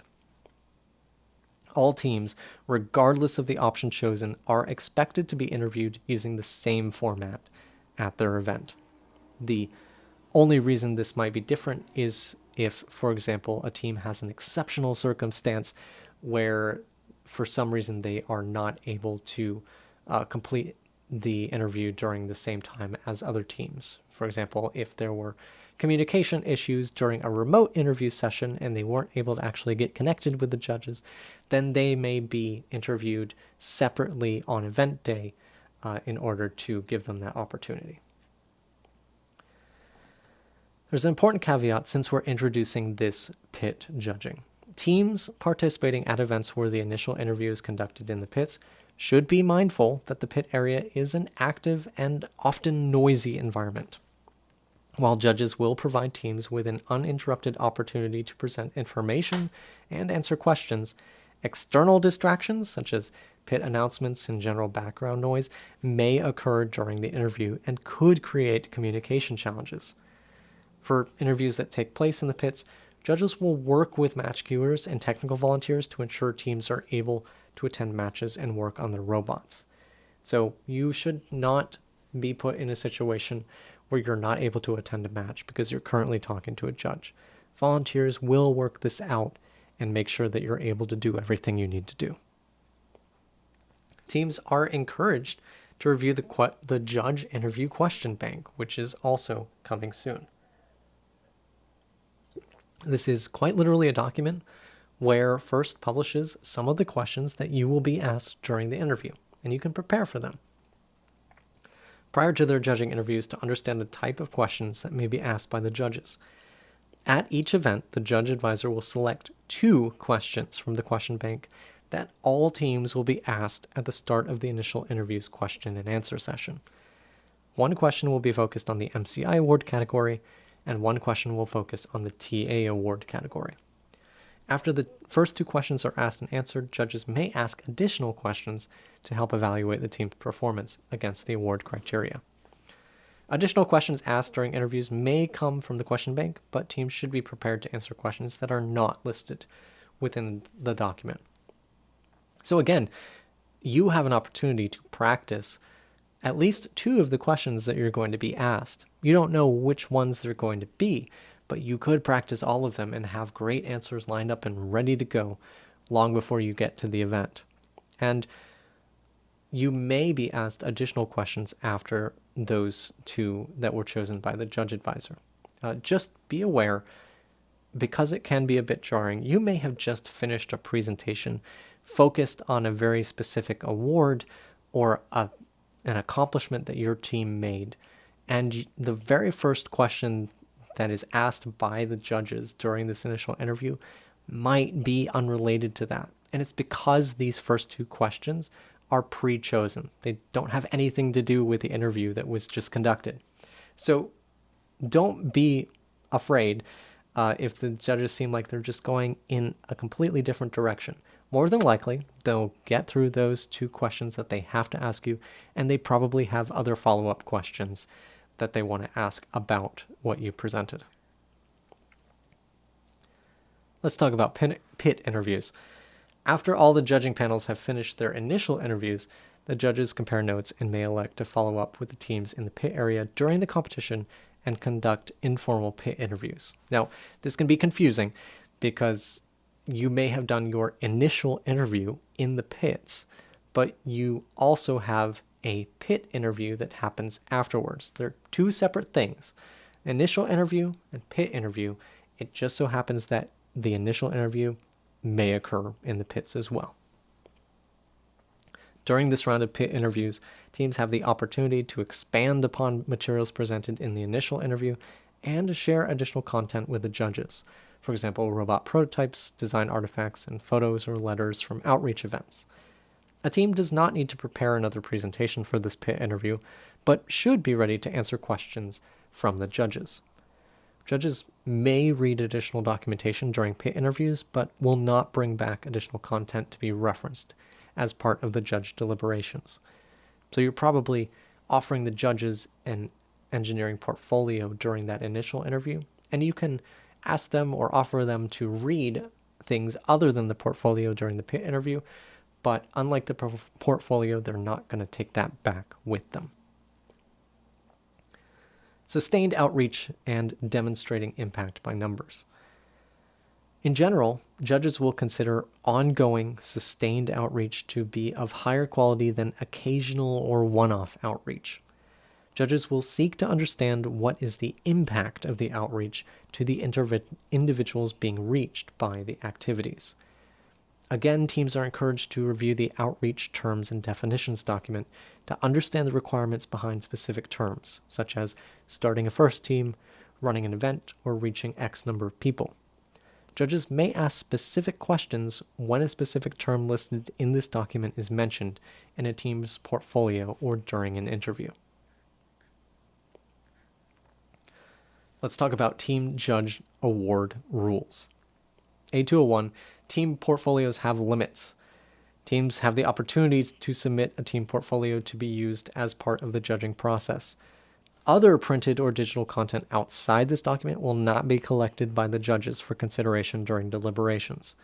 And those team portfolios have some requirements in terms of the cover page, how many pages, the size of the pages, if they're submitted digitally, the size of the file, and what they can include. As you're preparing your engineering portfolio, please come back and read Rule A201 for all of the details. Rule A202, portfolios must be submitted on time and as requested. So one important change this year is first has changed the ability of event directors to and judge advisors to request portfolios electronically. So it is now a little bit easier from the event planning perspective to collect digital copies of portfolios instead of waiting for hard copies on the day of the event. Now, there are specific guidelines for judges on when they should be reviewing these things, but it may be easier now or more common for some of the events you attend to use those digital submissions instead of the in-person ones. And if that's the case, you should pay special attention to what the deadline is. And don't wait till the last 15 minutes before the deadline to try and upload the file, because you may find that it's too big, it's not accepted, and you have to very quickly do a lot of work to make images smaller or something like that. So be aware of that, especially if you're encountering this digital portfolio submission for the first time. Rule A203 is teams must participate in an interview session. If you want to be considered for any judge awards, the team must participate in an initial interview session. If they're scheduled, the team should be informed of their assigned time by the event director or local program delivery partner in advance of the event. If there's a schedule conflict or the team misses their initial interview slot due to unforeseen circumstances, please work with the event director or your local program delivery partner, and we will find alternate accommodations. We want you to be able to participate and succeed. We just need to know and understand what's going on so that we can find the best solution. A204, have the right resources available for your initial interview. Teams should be prepared for their initial interview by having no fewer than 2 student representatives for teams of 2 students and larger, a copy of their team portfolio, any show and tell demonstration items, optionally 1 silent observer, which we'll talk about in Rule A208, and 1 support person to fill accommodation needs if needed, as per Rule A209. Teams are encouraged to have as many students as possible involved in the initial interview process. A team does not have to have a robot to participate in judging. We mentioned this earlier. But if you do, you may power on and demonstrate robot functions during the initial interview, but you can't cause significant delays in the interview. Understand that you have a limited amount of time, so trying to get the robot connected to demonstrate something may not be the best use of your time. A205 says everyone gets equal initial interview time, and that time will be at least 10 minutes, which is 5 minutes of presentation, 5 minutes of Q&A at the least. A206 says the initial interview timer starts when the team starts. So if you're going into a dedicated room, obviously there's a point in time when you're stepping into the room, but everyone's not in the room yet. So the timer starts after the judges have introduced themselves and either the team begins their presentation or the Q&A portion of the interview begins. The A207 says the prepared initial presentation as part of that initial interview will not be interrupted. So the first 5 minutes of the initial interview are reserved for the team to present a prepared oral presentation uninterrupted, if they choose. The uninterrupted presentation time may be ended early by the team, but not by the judges. Any remaining time should be a question and answer conversation with the students and led by the judges. A208 says 1 adult silent observer is welcome. There are restrictions for what that silent observer can do, namely, they should be silent. A209 says a translator or sign language interpreter accommodations will be made for teams that need it. And A210 says no photos, videos, or audio recording during the initial interview. So, for example, your silent observer cannot be over on the side recording everything. A211 describes the number of awards given with event size. So as the number of teams increases at an event, you give a larger number of awards in terms of first place, second place, third place. And at smaller events between 4 and 10 teams, the MCI and TA awards may be given as all one. dual division events are special, so those are discussed in a separate section. A212, judging feedback is given to all teams. You will get feedback from your initial interview session. The judges complete a form immediately following the initial interview based on their initial impression of the team. This feedback form is not used during deliberations and does not include any updated feedback based on later interactions by the judges with the team. So understand, if you have important points that are made to the judges in the follow-up pit interview, those will not be reflected in the feedback form that you get back from the judges. So you may look at it and say, hey, but we mentioned this thing, and the judges, didn't seem to see that. It's because they filled out the form before then. A213, teams are only eligible to win the Inspire Award in their own region. So even though teams often cross regions and have the opportunity to participate in other events elsewhere, they cannot win the Inspire Award there. First Championship and First Premier events are an exception to this rule. Teams cannot win the Inspire Award at multiple qualifying or league tournament events. So if you go to a qualifier and you win the first place Inspire Award, and then you attend another qualifier the next weekend, you will not be eligible to win the award there. But you are, of course, still eligible to win it at a regional championship or super qualifying tournament, that next level of tournament up. And A215, teams can only get one judged award. Teams are only eligible to win or be a runner-up for a single team judged award at any particular event. This doesn't affect your ability to win, like the Winning Alliance awards, however. Section 6.3 has the team judged award descriptions. First is the Inspire Award, which is the capstone award. Think, connect, reach, sustain, innovate, control, design, and Judges Award. And of course, there are awards for the Winning Alliance and Finalist Alliance. You'll also have other awards given at dual division events. And there are individual awards too for individual people, such as the First Leadership Award and the Compass Award, focused on mentors. There's also a section 6.6 project-based global awards, which are awards that are judged and awarded once per season and are open to all registered First Tech Challenge teams. So more information is coming about these awards later, but for example, we've had a Safety Animation Award or Digital Animation Award in the past. RTX is our game sponsor for this year. Section 8, the game overview, is not available yet. Sorry, no spoilers. Section 9, Arena, same thing. 10, game details, not yet. Game rules, Section 11. But what is here is at least some amount of Section 12, robot construction rules. And there are some significant changes to this section this season.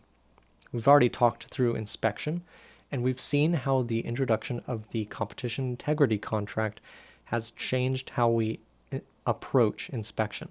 We're now talking about what the expectations and behavior are from teams, and the fact that we expect you not to cheat, but recognizing that the inspection process is not going to check everything.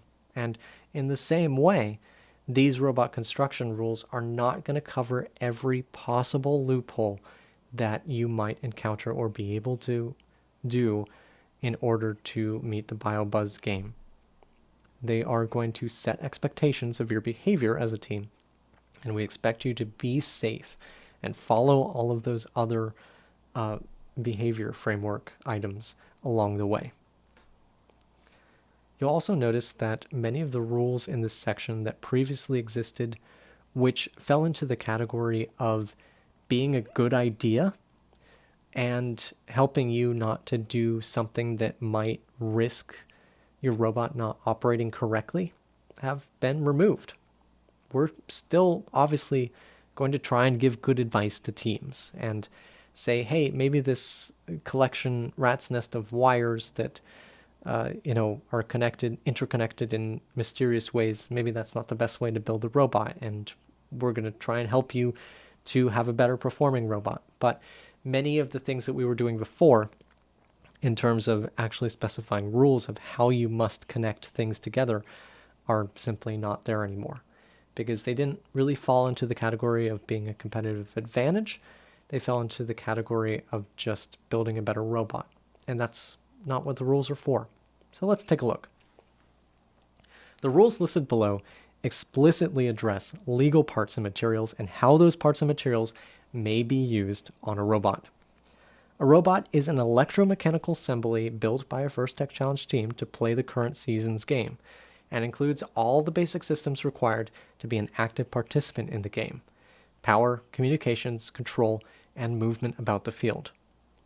There are many reasons for the structure of the rules, including safety, reliability, parity, creation of a reasonable design challenge, adherence to professional standards, and impact on the competition.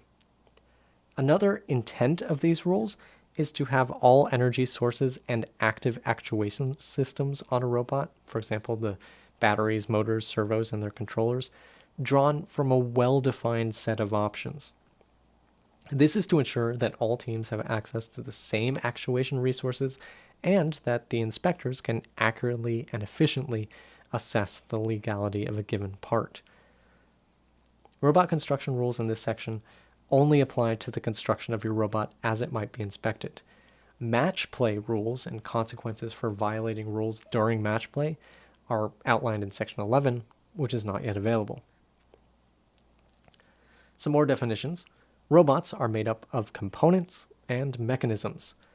A component is any part in its most basic configuration, which cannot be disassembled without damaging or destroying the part, or altering its fundamental function. A mechanism is an assembly of components that provide specific functionality on the robot. A mechanism can be disassembled and then reassembled into individual components without damaging the parts. Many rules in this section reference commercial off-the-shelf items. These are called COTS items. A COTS item must be a standard, i.e. not custom order, part commonly available from a vendor for all teams for purchase. To be a COTS item, the component or mechanism must be in an unaltered, unmodified state, with the exception of any installation or modification of any software. Items that are no longer commercially available but are functionally equivalent to the original condition as delivered from the vendor are considered COTS. This definition of COTS will come up in many of the rules that we're about to read. That's why we're spending so much time defining it here. So for example, example 1, a team orders 2 robot panels from RoboPanels Corp. And receives both items. They put one in their storeroom and plan to use it later. Into the other, they drill lightning holes to reduce the weight. The first panel is still classified as a COTS item, but the second panel is now a fabricated item, as it has been modified. Example 2, a team obtains openly available blueprints of a drive module commonly available from Wheels R Us Incorporated, and has a local machine shop, We Make It Incorporated, manufacture a copy of the part for them. The produced part is not a COTS item because it is not commonly carried as a part of the standard stock of We Make It Incorporated. Example 3, a team obtains openly available design drawings from a professional publication and uses them to fabricate a gearbox for their robot. The design drawings are considered a COTS item and may be used as raw material to fabricate the gearbox. The finished gearbox itself would be a fabricated item and not a COTS item. Example 4, a COTS part that has non-functional label markings added would still be considered a COTS part, but a COTS part that has device-specific mounting holes added is a fabricated item. Finally, example 5, a team has a COTS gearbox which has been discontinued. If the COTS gearbox is functionally equivalent to its original condition, it may be used. It's still a COTS item, even though you couldn't commercially get it off the shelf today. We also have a definition of a vendor. This is, again, important for some of the rules below. A vendor is a legitimate business source for COTS items that still satisfies all of the following criteria. It has a federal tax identification number, or if they're outside of the United States, they have an equivalent form of registration that they are an official business with the government of their home nation. It's not a wholly owned subsidiary of First or a collection of teams. There may be some individuals affiliated with both a team and a vendor. That's fine. But the business and activities of the team and the vendor must be completely separable. There's no corporate structure or merging there. Vendors should maintain sufficient stock or production capability so that they're able to ship any general, non-first unique product within a timely manner. It is recognized that certain unusual circumstances, such as global supply chain disruption or 1,000 first teams all ordering the same part at once from the same vendor, may cause atypical delays in shipping due to back orders for even the largest vendors. Such delays due to higher than normal order rates are excused. This criterion may not apply to custom-built items from a source that is both a vendor and a fabricator. But basically we're saying you can't, as a vendor, just have an item that you only produce 100 of and offer to specific teams. You gotta have the production capability to meet demand and offer them to as many teams want them within reason. For example, a vendor may sell flexible belting. I don't know why that's a funny phrase to me. That the team wishes to procure to use as treads on their drive system. The vendor cuts the belting into a custom length from standard shelf stock that is typically available, welds it into a loop to make a tread, and ships it to a team. The fabrication of the tread takes the vendor 2 weeks. This would be considered a fabricated item, and the 2-week ship time is acceptable. Alternately, the team may decide to fabricate the treads themselves. To satisfy this criterion, the vendor would just have to ship a length of belting from shelf stock, i.e. a COTS item, to the team within 5 business days and leave the welding of the cuts to the team. Another requirement for vendors is that they make their products available to all First Tech Challenge teams, not just some of them. They must not limit their supply or make product available to just a limited number of First Tech Challenge teams. The intent of this definition is to be as inclusive as possible to permit access to all legitimate sources, while preventing ad hoc organizations from providing special purpose products to a limited subset of teams in an attempt to circumvent any applicable cost accounting rules. First desires to permit teams to have the broadest choice of legitimate sources possible, and to obtain COTS items from the sources that provide them with the best prices and level of service available. Teams also need to protect against long delays in availability of parts that will impact their ability to complete their robot.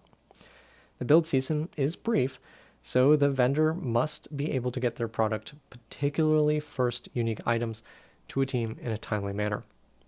Ideally, chosen vendors would have effective distribution channels.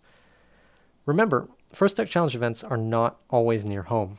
When parts fail, local access to replacement materials is often critical. Now that we're done talking about the definition of a vendor, a fabricated item is any component or mechanism that has been altered, built, cast, constructed, concocted, created, cut, heat-treated, machined, manufactured, modified, painted, produced, service-coded, or conjured, partially or completely, into the final form in which it will be used on the robot.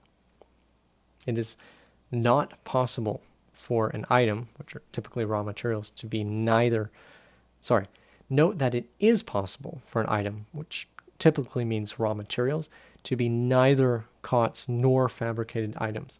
For example, a 20-foot length of aluminum which has been cut into 5 feet pieces by the team for storage or transport is not COTS nor a fabricated item, because it's not in the state received from the vendor, and the cuts were not made to advance the part towards its final form on the robot. Teams may be asked to provide documentation such as reference to the relevant rule in this manual, proving the legality of items during inspection, where a rule specifies limits for a legal part, such as motors, servos, current limits, and COTS electronics. If your team has a question about the part's legality, please email your question to customerservice@firstinspires.org for an official ruling. This process should also be employed to seek approval for alternate parts and devices for inclusion in future First Tech Challenge seasons. This is most commonly seen by teams when working with servos.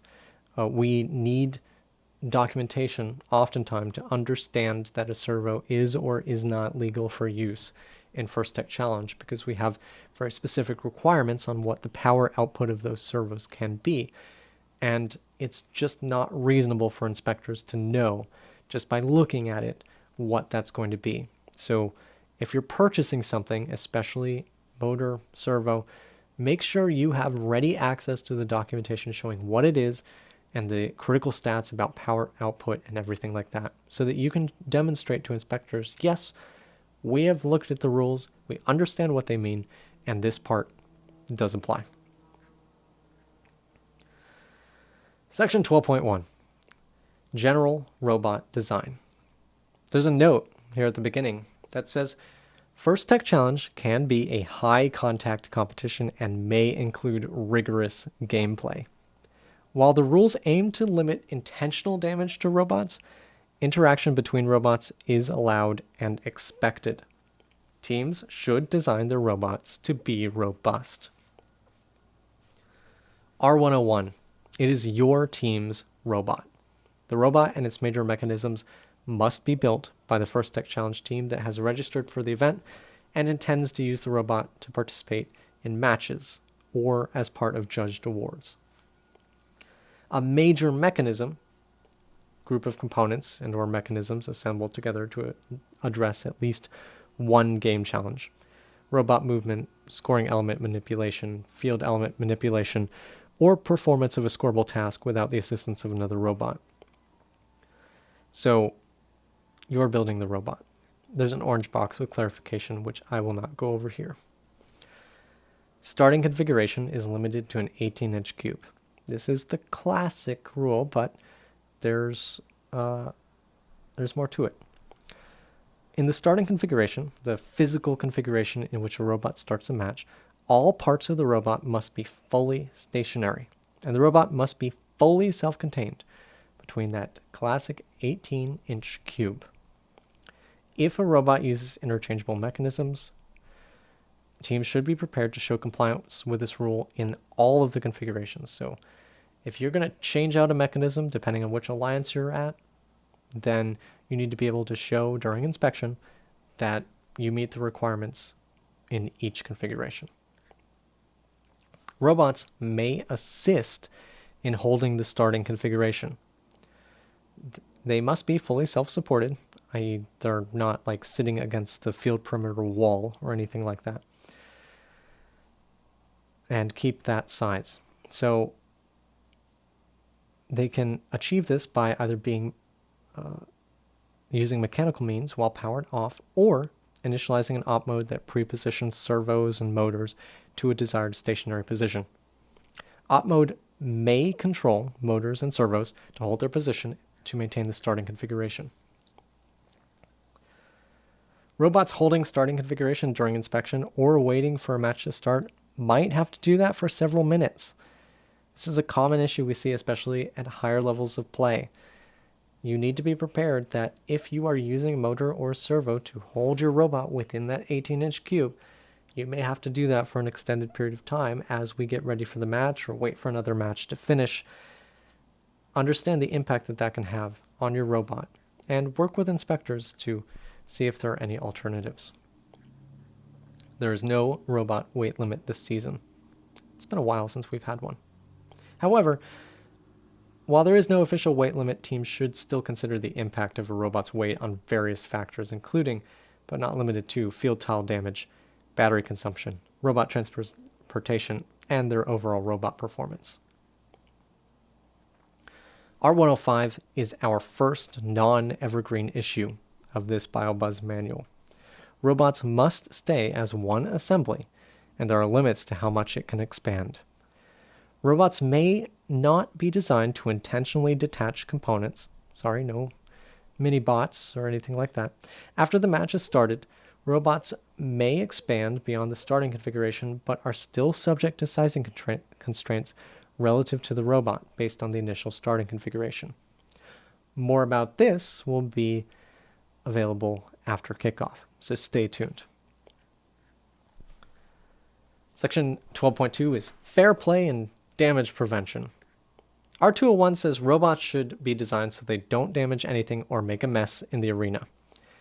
The robot must not pose a risk of making a mess or pose a hazard to anything in the arena. The intent of this rule is that teams should design their robots in a way that will avoid damage to the arena and minimize the risk of robots releasing materials that would require cleanup and may result in damage and/or match delays. Scoring elements are expected to undergo a reasonable amount of wear and tear as they're handled by robots, such as scratching or marking. Gouging, tearing off pieces, or routinely and repeatedly marking scoring elements are violations of this rule and an unnumbered game rule. Examples of damage risk robot features include, but are not limited to, traction devices with features that are known to damage the tile floor, components with exposed sharp edges or sharp protrusions, and features with abrasive surfaces that scratch objects that rub against them. Examples of robot features at risk of making a mess include, but are not limited to, excessive use of lubricants that may spin off or drip during robot operation, any component not secured sufficiently, including loose ballasts such as sand, coffee beans, kitty litter, glitter, or ball bearings, such that it may be released on field during a match, liquid or gel materials, tire sealant, and other lubricants including graphite powder. Notice that this rule, R201, has a large orange box clarification, but the rule itself is very short. The robot must not pose a risk of making a mess or pose a hazard to anything in the arena. During inspection, there may be a few things that are obvious that inspectors have the ability to check for. There's a very sharp edge right at the bottom that's going to dig into the tiles, something like that. There's a very obvious way in which you are using gears to handle scoring elements, and it's likely to damage. But overall, it is the team's responsibility to adhere to this rule and understand how the operation of their robot affects the scoring elements, the fields, and the safety of everyone around them. R202 says design robots and operator consoles for safety and fair play. The robot and operator console parts shall not be made from hazardous materials, be unsafe, cause an unsafe condition, or interfere with the operations of robots or field staff. There are some examples of items that may violate this rule, such as shields, curtains, or other devices used to limit the vision of drive team members, audio devices that generate sound at sufficient level to be a distraction or mimic the match sounds, devices or decorations specifically intended to interfere with the remote sensing capabilities of another robot, flammable gases, hazardous materials, high-intensity light sources, animal-based materials, any device designed to damage or flip competing robots, devices or conditions that pose an unnecessary risk of entanglement, decorative or functional lighting which flashes at greater than 5 Hz. Other items not listed which violate the spirit of the rule regarding safe and fair play. Again, the rule itself is very short, and we have this orange box to help clarify what the intent is, but it is up to you as a team to understand the rule and abide by it. R203, robots must be designed to be quickly removed from the field without requiring power. So robots must allow removal of scoring elements from the robot and the robot from the field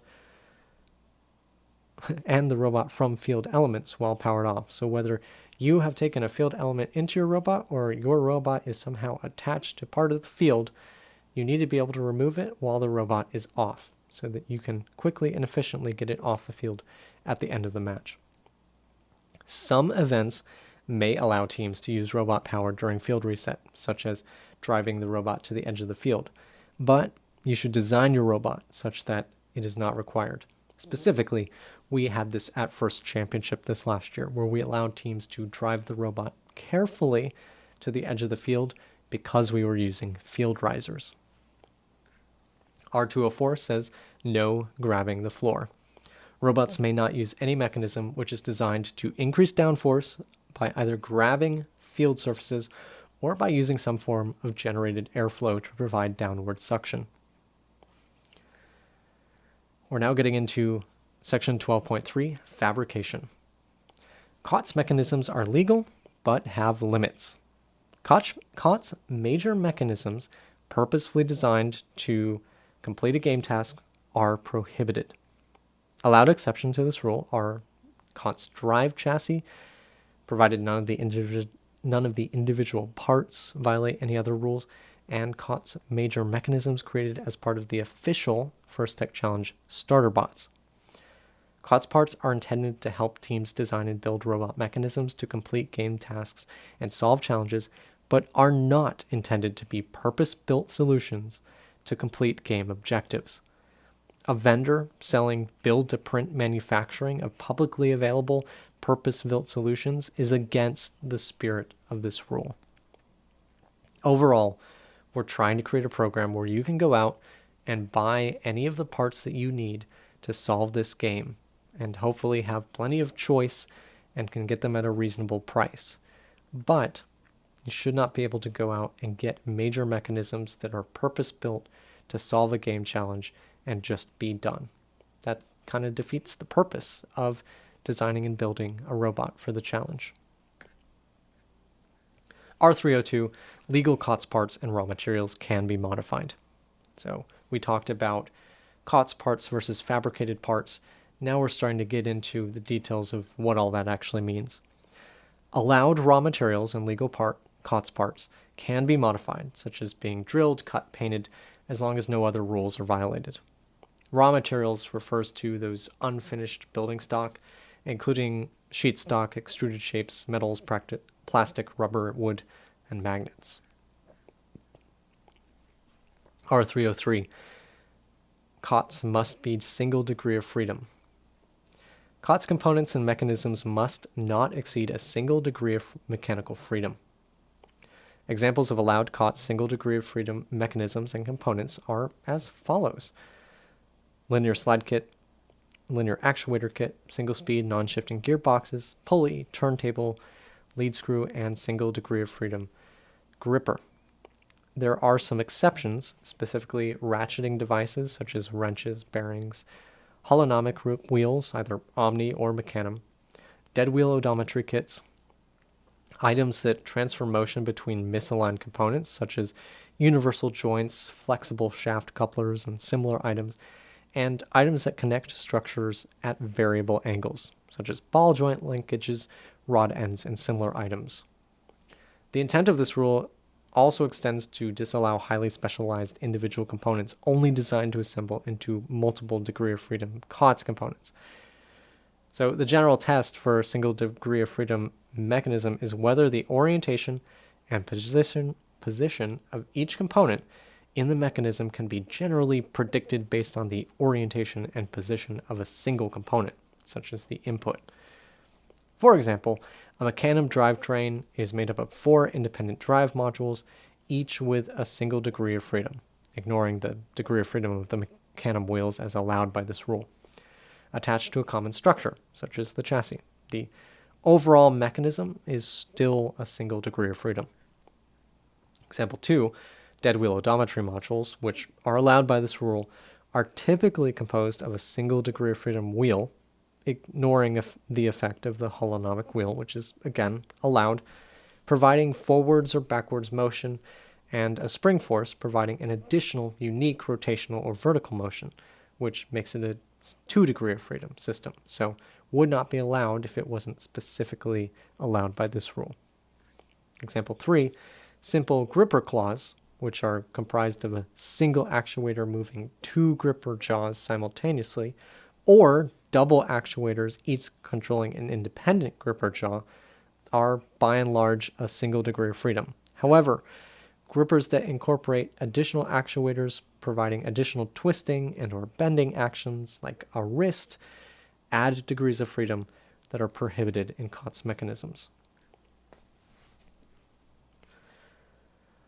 R304, custom software designs and parts can be reused year to year. Robot software designs and fabricated items created before kickoff are permitted.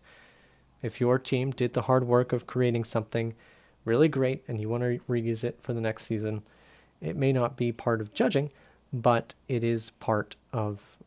can be part of your robot. R305 scoring elements are not allowed for robot construction. So whatever the current season scoring elements or replicas of scoring elements are, they are not allowed to be used as part of robot construction. Evergreen. Section 12.4 talks about the robot sign, which is largely unchanged this season. So I'm not going to go through all of the specific details of how the sign must be constructed, but in this new era of understanding the intent of the rules, it's important to understand what we're trying to achieve with the robot sign rules. There should be 2 signs. They should be at least 90 degrees apart. It should be obvious which alliance you're a part of, and it should be obvious what your team number is. Some of the details and requirements around these signs have been changed, so if you're reusing signs, make sure that they still work. But overall, when it comes to how we talk about the signs to teams and to volunteers, we're looking at the spirit of the rule, and that's what we did at First Championship this year too. You may not exactly meet the size definition or requirements for the robot sign, but if the effect is that we can tell what alliance you're on and we can tell your team number, our guidance to inspectors will continue to be that that's okay. Now, it is your responsibility as a team to still meet the rules and do your best to comply with them. So if you are using this as a strategy to, get around another requirement, to find some sort of loophole or gain a competitive advantage, there are escalations that you will face as a result. So don't just ignore these rules, but we're not going to necessarily be catching every single detail when you go through an inspection. Only specific motors are allowed. They're all listed here. It's a nice broad list of the same type of motor. A few caveats. I don't think these are new, but just calling out that certain factory installed vibration and autofocus motors in other parts that you might be using can only be used as part of that device. So if you have a feedback mechanism in your gamepads, you can't go take that motor out just because it's a legal gamepad and then put it on your robot. Servo usage is again restricted. There are specific requirements for mechanical output power and stall current. So this is one area where it is critically important that if you go out and buy something, you need to have the documentation that you can show an inspector to show what it is and that it meets these requirements. Robots are limited to a total of 8 motors and 8 servos. This is, I believe, different from last year, down from 10 servos. And remember, if you have multiple things that you're attaching to the robot, for example, depending on what alliance you're on, the total number of these things must meet this requirement, even if you're not using all of them at the same time. Don't modify actuators unless explicitly allowed. They must be controlled and powered through approved devices, so there are limits on how you can plug these things in and how many of them you can plug into the same port. And the use of relays, electromagnets, and electrical solenoid actuators is prohibited. I believe this rule got a pretty significant rewrite this year. The application of electromechanical actuation through the use of additional relays, electromagnets, or electrical solenoid actuators or related systems is prohibited. In addition, the use of relays and electromagnets at all is also prohibited. Let's talk about power distribution. You can have only one main battery. It's pretty standard. Don't use batteries as extra weight on your robot. It's just a generally bad idea. It must be fused with the correct type of fuse. The fuse must not be defeated. And you may replace connectors on the battery to use, for example, power pole, which I recommend.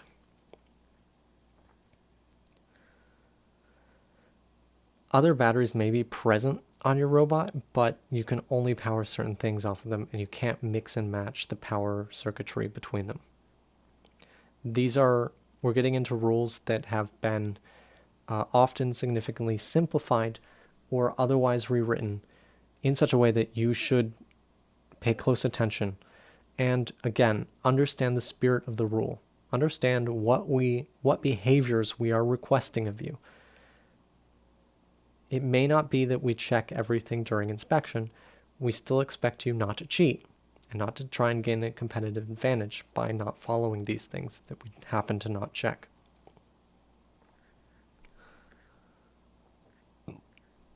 You must connect the robot battery through the main power switch.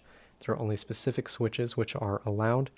You can have secondary power switches to turn off certain parts of the robot, such as if you want to have a separate switch to turn off LEDs to save power in certain situations. Fuses must be used as directed and must not be modified. The robot frame cannot be used as a grounding path except with specific resistive grounding straps available from certain manufacturers. The robot controller and robot electrical system must be inspectable, so we need to be able to take a look at it during inspection. It can't be completely hidden or covered. Of course, orange box, worth calling out. Visible for inspection does not require that the items be visible when the robot is in its starting configuration for a match. We just need to be able to actually take a look at it during the inspection period. Custom circuits, which is a can of worms on what a custom circuit is, cannot provide regulated power above 5 volts unless they're only powering LEDs, in which case you often need something like 12 volt power. All power regulating devices must be connected and powered through approved ports. There are only certain ways that you can plug in certain things. You must use appropriately sized wire. This falls into that safety category along with many of these rules. You should use specified wire colors for specific buses, so especially the 12 volt main power and 5 volt auxiliary bus wires, those things that are specifically for power only, not signal, should follow standard wire color conventions. If you have a powered USB hub, for example, to help you power a camera, it can only draw power from approved sources. You must not modify critical power paths. Custom circuits must not directly alter the power or control pathways between the robot battery and the main power switch and the power regulating device, any two power regulating devices from an earlier rule, or power regulating devices and actuators. So we're basically saying you need to plug in your motors the standard way, you need to plug in your control hub and expansion hub the normal way, and the connection to the battery needs to go through a power switch and nothing else. Do not mix and match power on or between the power regulation devices. And we're on to control, command, and signal systems. Right off the bat here, R107 is written a bit differently. Control the robot with a single robot controller. Robots must be controlled via one programmable robot controller. That robot controller is the only source of control for the robot actuators and must be comprised of a rev control hub or a smartphone Android device connected to a rev expansion hub. That's bucket one. In addition to either of those, you may also have no more than one additional rev expansion hub. Now, What may not be obvious reading this competition manual right now is that there's no specifications of which smartphones you can use. This is one area where we are separating the rules and what gives you a competitive advantage to or from what's just a good idea. There are specific smartphones that First has had an opportunity to test and know that they're going to perform well if used on your robot. And you can see those lists of phones in earlier competition manuals.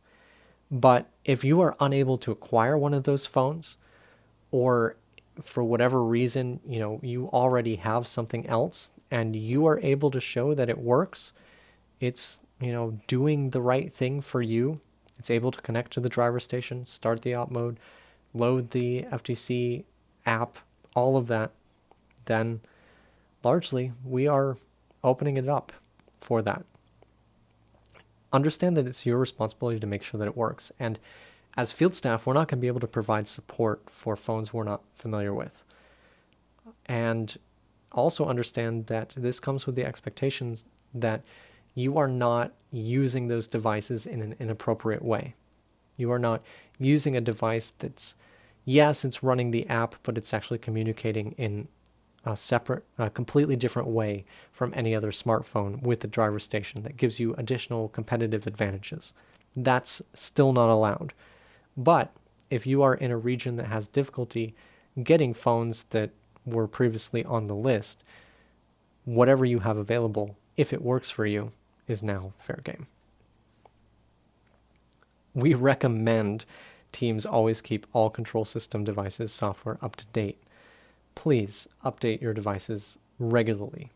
1 week before an event is a great time to do it because you have time to test everything and revert it if you need to, but you can, you're still relatively up to date and you're going to get the latest bug fixes, and we will be able to provide support if something goes wrong during the event. If you have older software, even though it may work for you, if you run into a problem, we may not be able to help.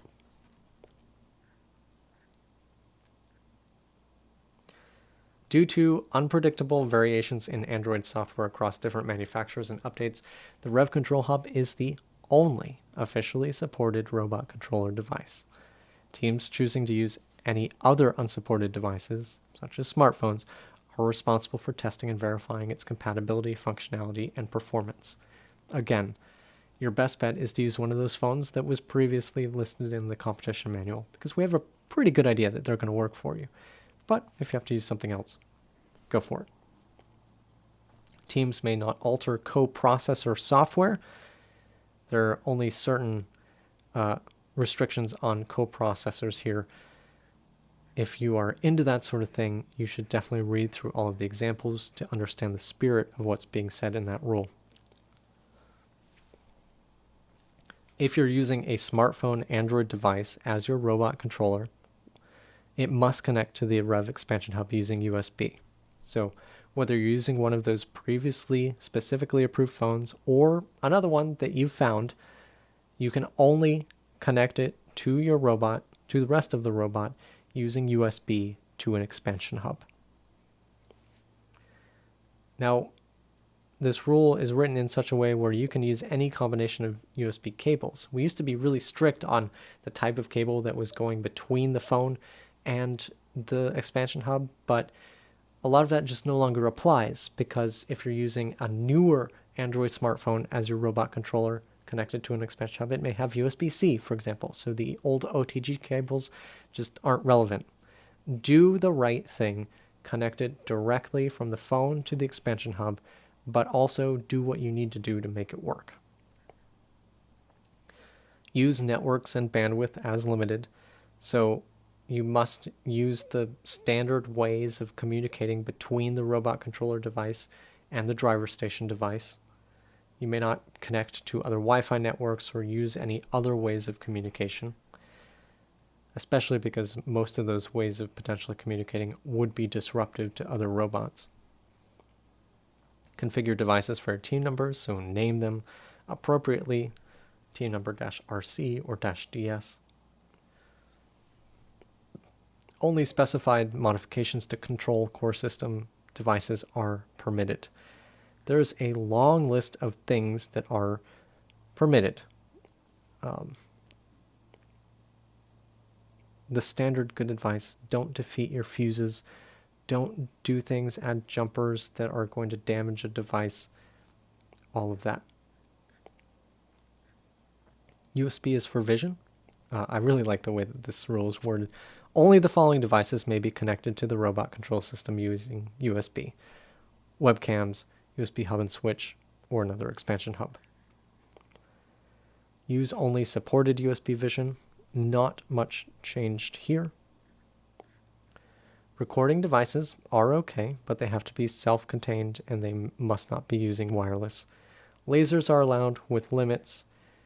You need to configure your Android devices appropriately, such as changing the Wi-Fi password from the default, which is just password. They must be in airplane mode, so no cellular connection. And you need to remember to do all these other things that are going to make sure you have a good day. Pneumatic systems and airflow devices are not allowed. There are restrictions to the types of devices you can use on your driver station. Again, we're opening up the types of phones you can use, or if you need to use a tablet, for example, as your driver station device, as in it has to be an Android tablet, and you can use any combination of cables you need to get it connected to the game pads. But because there's unpredictable variation in what Android devices are actually available in your region, we are no longer saying that it has to be one of a specific set of phones.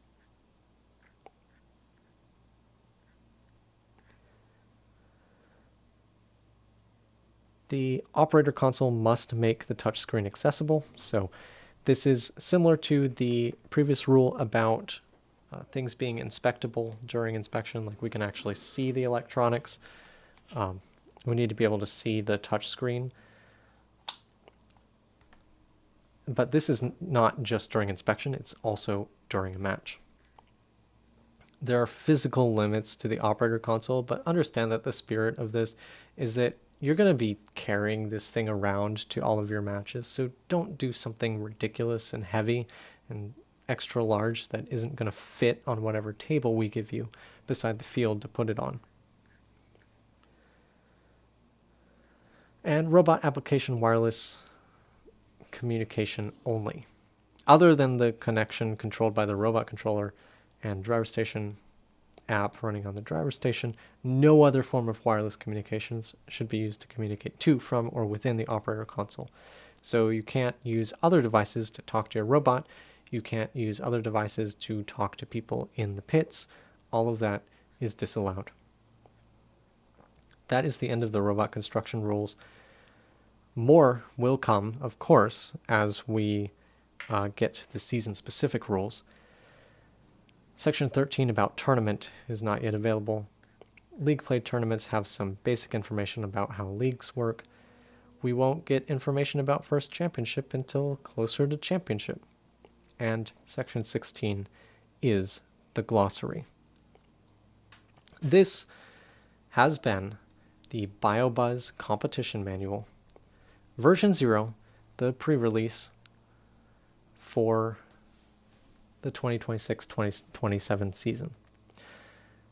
There's obviously a lot more detail to come in how this new way of approaching everything will be implemented for the new season. Again, the most important things that you can read right now are section 1.4 and 1.5 of the competition manual. These outline the specific behaviors that we expect everyone, not just participants, but also volunteers and event staff, to have as you approach the First Tech Challenge program.